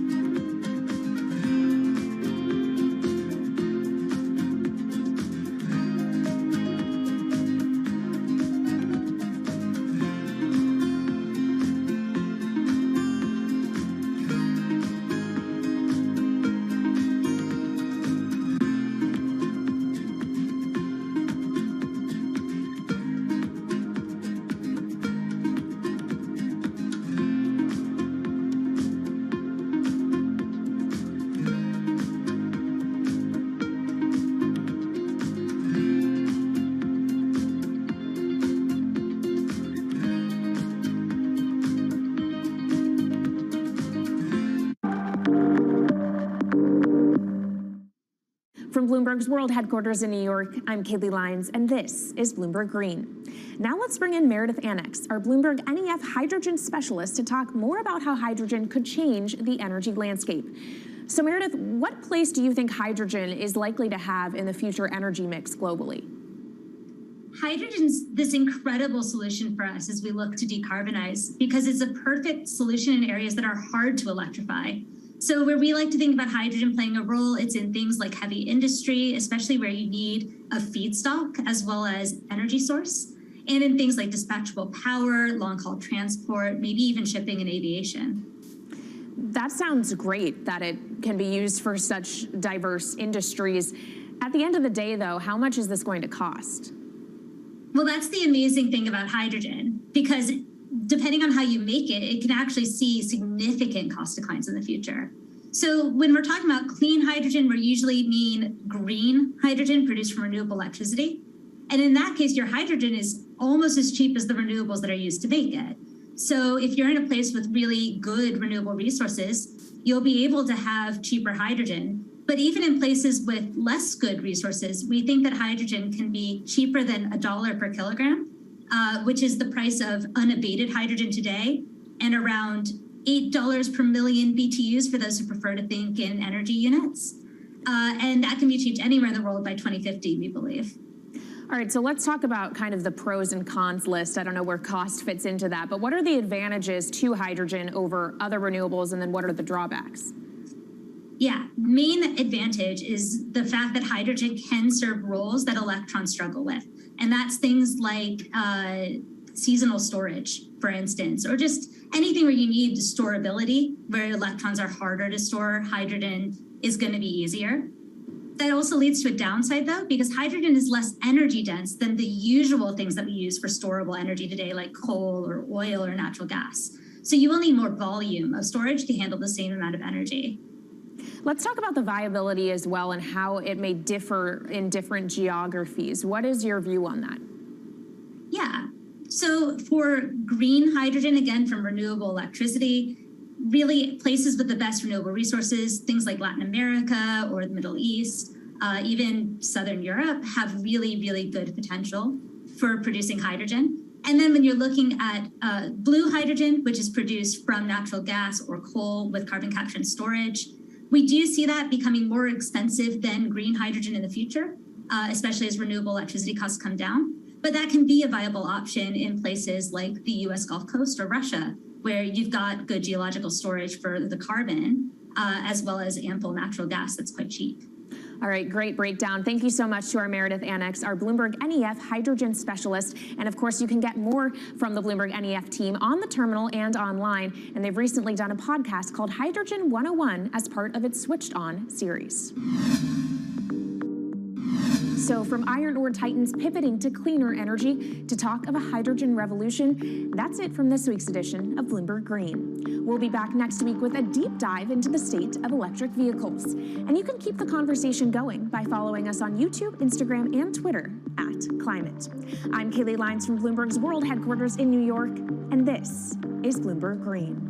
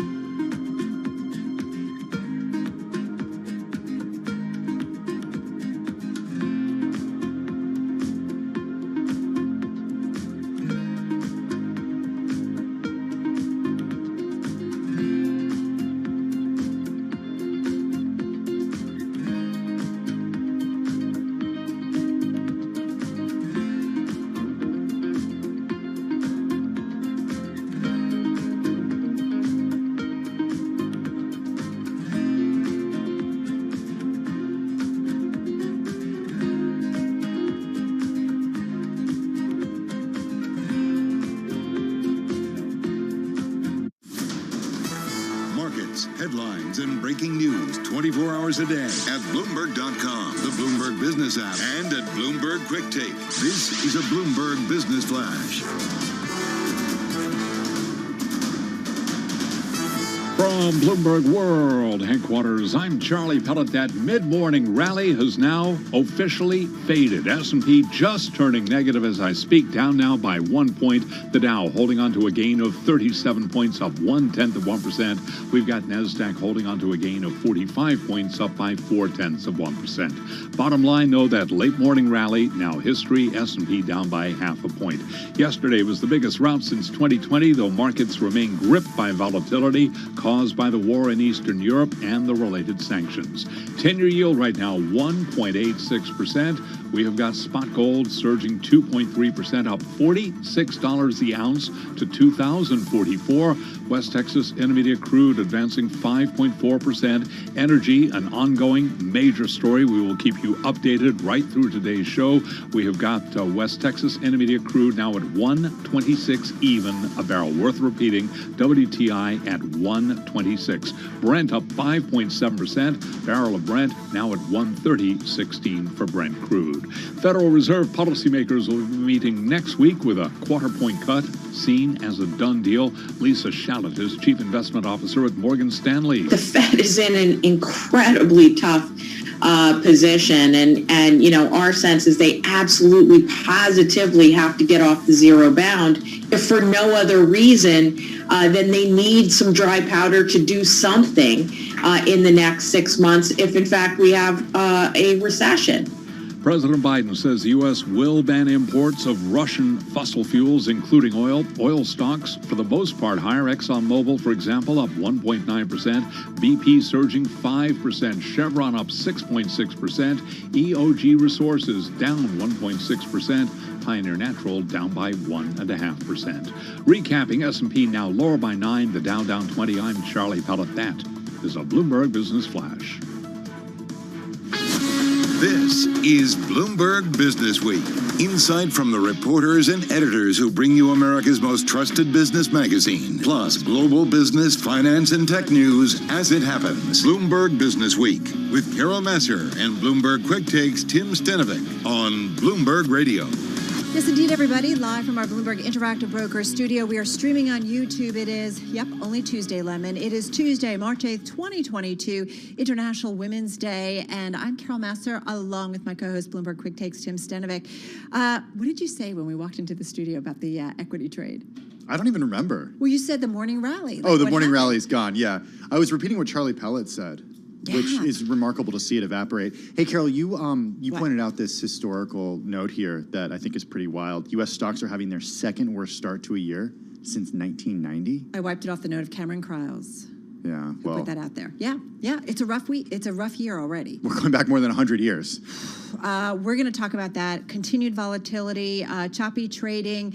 We'll get to that. We're also going to talk about some wild things that have happened overnight, including the halt in nickel trading over in London, or earlier this morning, I should say. We're going to get more on that in just a moment. We're also going to have an update on Ukraine and today's energy trade. And Carol, peak performance, what you have to know from Apple's special event today. Yep, there's stuff going on in the corporate world. Speaking of the corporate world, we're going to take a look at Petco shares. They are rallying following the earnings. We've got the company's CEO, and we're going to talk about investing in wellness. Ellie Rubenstein, the co-founder and CEO of the private equity firm Manitree, will be joining us. And you and I really had some fun on our planning call. Yes. The real world of college, what higher education is and what it can be. So topical. Grades, the most important thing? We'll get to that discussion. First up, though, we've got to get to the Market Drivers Report. And let's set the Business Week agenda on this busy Tuesday. Mike McGlone is Senior Commodity Strategist at Bloomberg Intelligence, on the phone from the International Technology Summit in Bermuda. Gina Martin-Adams, Chief Equity Strategist at Bloomberg Intelligence, on the phone from New Jersey. Lots to get to, including the commodity trade, the nickel trade. But Gina, I got to start with you because you can't count on a lot when it comes to the equity trade, but you can count on volatility. Yeah, I think this is the year of volatility, to say the least, especially considering the rough start that you and Tim were speaking to. And sadly, I'm not sure that's going to go away anytime soon, given the ongoing risk emanating out of Ukraine-Russia war, as well as very, very high commodity costs, which are now starting to create some risks to the longer-term growth outlook. The longer this goes on, the more we have to really question our second half bounce back theories. Can I ask you, okay, that's what I wanted to know, because I think it's very easy for some to say, hey, if we get a resolution soon, we can kind of disregard this in terms of market economic impact. Certainly not the individual and people impact, not at all. But I do wonder, like, how you gauge it. Like, how long does it go on that we start to say, okay, we've really got to reassess our models and our forecasts? Yeah, I think that's a great question, and frankly, we're still in the process of trying to figure out some different scenarios for the meaning of this spike in commodity prices for the broader index. I do think the one thing that you can take some solace in is, at least so far, analysts are not reducing their revenue expectations for S&P 500 companies, and I think that that's the key trigger to watch. Is it's very unlikely that this is going to impact first quarter earnings season, but will it impact second and third quarter earnings forecasts via the revenue lines is a huge question, because what we've seen over the course of this year is revenue estimates are still going higher. Earnings estimates are going lower. So the predominant impact of this crisis is still viewed as an inflationary impact that creates a lot of margin tension, but does not create a downdraft in growth. And I think we're all on guard for that downdraft. We haven't seen it in the numbers yet. Right. Will we start to see it in the numbers in the second and third quarter is a big question. I think it needs to go on for at least a month before we start to see it in the second and third quarter numbers, because frankly, growth is just that strong. The consumer's in just that great a shape, and the financial sector is very liquid and well-positioned in comparison to past crisis periods. Hey, Mike McGlone, come on in here. Want to talk a lot about commodities with you and certainly get to oil. But first, I want to talk nickel because the London Metal Exchange suspended trading in its nickel market after an unprecedented price spike left brokers struggling to pay margin calls against unprofitable short positions. What's going on here? Nickel's not something we talk about a lot. Yes, I appreciate that, Tim, and I certainly appreciate my colleague Gina's comments, because if Gina gets a little bearish in equities, that's a significant statement. Me too. Agreed. The key thing about nickel is there was a major short squeeze out of a supplier out of China. It's already been alleviated, maybe up to 100,000. Now it's already down to 48. So the key thing about that is that's usually a sign of distress. Now, Gina said it's not in the data yet, but I'm telling you from commodities, you will see distress in markets, and the key place you're seeing that, and it's not only the spike in crude oil, it's almost a guarantee that's going to shut off consumer spending and really hurt consumer sentiment, but you're seeing in the copper-gold ratio. I think the most significant statement out of today is gold is broken above $2,000 an ounce at the same time that copper is going down. That's a good indication that we are heading towards recession, and if that continues, which I expect, then it'll trickle down to all assets. All right, so I'm just thinking you're sitting at the bar tonight in Bermuda. Lucky you, first of all. But I'm just thinking somebody, kind of comes next to you and says, hey, Mike, what's the deal with nickel? What is it that we need to understand about that? Even if we don't talk about it a lot, it's hard not to sit up and take notice. I like to look at it, what does this mean? It was a short squeeze, and it's usually indicative of a tight market, but what is the typical outcome from things like this? It crushes demand in commodities when you have spikes like this. Now, obviously, it hurts some people who are in those positions, and you're seeing that in all commodities. When they spike this fast, they are their own worst enemies. They create massive demand destruction. So I expect that in crude oil. I expect that in nickel, and maybe not as much in the grains because you got to eat. Right. Certainly in corn and soybeans. And the number one is crude oil. So I'll just leave you with this: the price on the screen you see in crude oil, about $130 a barrel, is almost the same as that peak of 40 in 1990 and that peak of 145. In 2008 on a relative basis versus a 60-month average. So prices are that extended. Yeah, it's funny. I was seeing somebody reading in this morning about somebody saying that if you want to really think about the spike, it needs to go up to, I think, something like 170 because of inflation in terms of, compared to other peaks we've seen in the past. Gina, very fast. Fed meeting next week. What is it that the Fed could say that might make you start to rethink about that second half? I know what you said about it has to go on for another month, but what could the Fed say, and Jay Powell, just very quickly? Oh, gosh, the pressure's on with the very quickly, Carol. Sorry. I think that what the Fed needs to do is give us some very significant, very strong clarity on the balance sheet and probably walk back some of the second half sort of chatter in the market. The Fed needs to make sure that the market understands that they're very data dependent. They are concerned about growth risks. Okay. And they're not likely to allow runoff of the balance sheet, in my opinion, because that is something the market certainly fears. You guys are incredible. Gina Martin-Adams, Chief Equity Strategist at Bloomberg Intelligence. Mike McGlone, Senior Commodity Strategist at Bloomberg Intelligence. All right, we're going to do an update on world and national news. Nancy Lyons standing by in our Washington, D.C. studio. Hey there, Nance. Hello there. We've got this news breaking. Poland's government says it is ready to hand over all of its MiG-29 fighter jets to a U.S. air base in Germany. It is unclear if the U.S. will replace Poland's fleet with U.S. jets, but yesterday the White House did say it had been looking into that scenario. President Biden says the U.S. has initiated a full-on ban on Russian oil and gas as Russian forces continue the offensive in Ukraine. The president says the U.S. will no longer accept shipments of Russian oil and gas at its ports. This is a move that has strong bipartisan support in the Congress and I believe in the country. Americans have rallied to support their Ukrainian people and made it clear we will not be part of subsidizing Putin's war. Biden warns that Americans will feel the effects at the gas pump. The move follows pleas by Ukrainian President Volodymyr Zelensky to U.S. and Western officials to cut off the imports. Energy exports have kept a steady influx of cash flowing into Russia, despite otherwise severe restrictions on its financial sector. Well, President Biden is in Fort Worth, Texas this afternoon. He's speaking with veterans and their caregivers and pushing for more help for members of the military who face health problems after exposure to burn pits. Global news 24 hours a day, on air and on Bloomberg Quick Take, powered by more than 2,700 journalists and analysts in more than 120 countries. I'm Nancy Lyons. All right, Nance, thank you so much. Carol Masser along with Tim Stanovic, and you are listening to Bloomberg Business Week in our Interactive Brokers studio. A couple stories we want to bring you.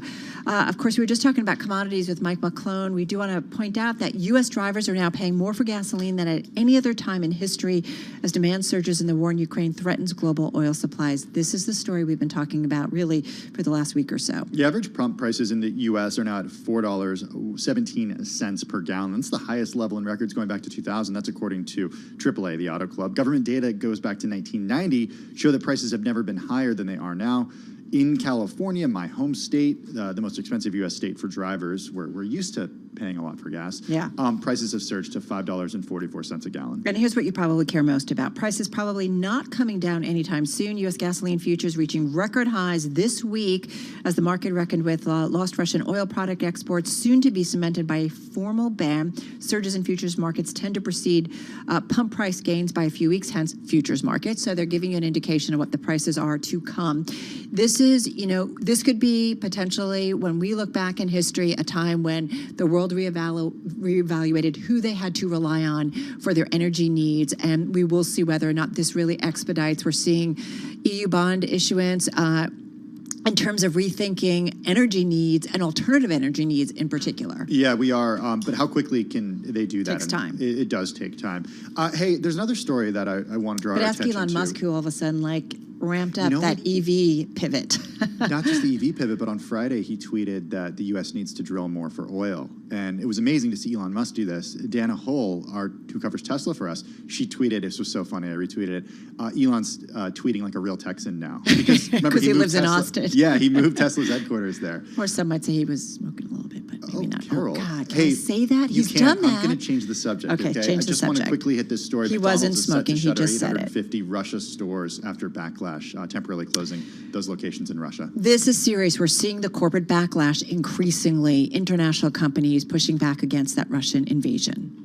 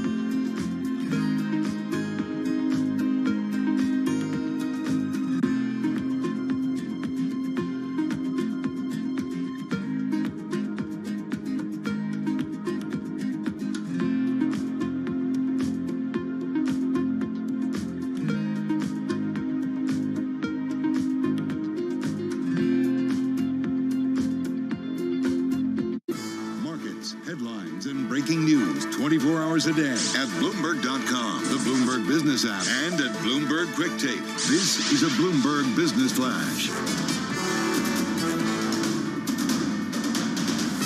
From Bloomberg World Headquarters, I'm Charlie Pellet. Do want to begin with a headline from the Bloomberg Professional Service. The London Metal Exchange does not expect to restart nickel trading before March 11th. The LME suspended trading in its nickel market after an unprecedented price spike left brokers struggling to pay margin calls against unprofitable short positions. Nickel is used in stainless steel and electric vehicle batteries. It surged as much as 250% in 2 days to trade briefly above $100,000 a ton early today.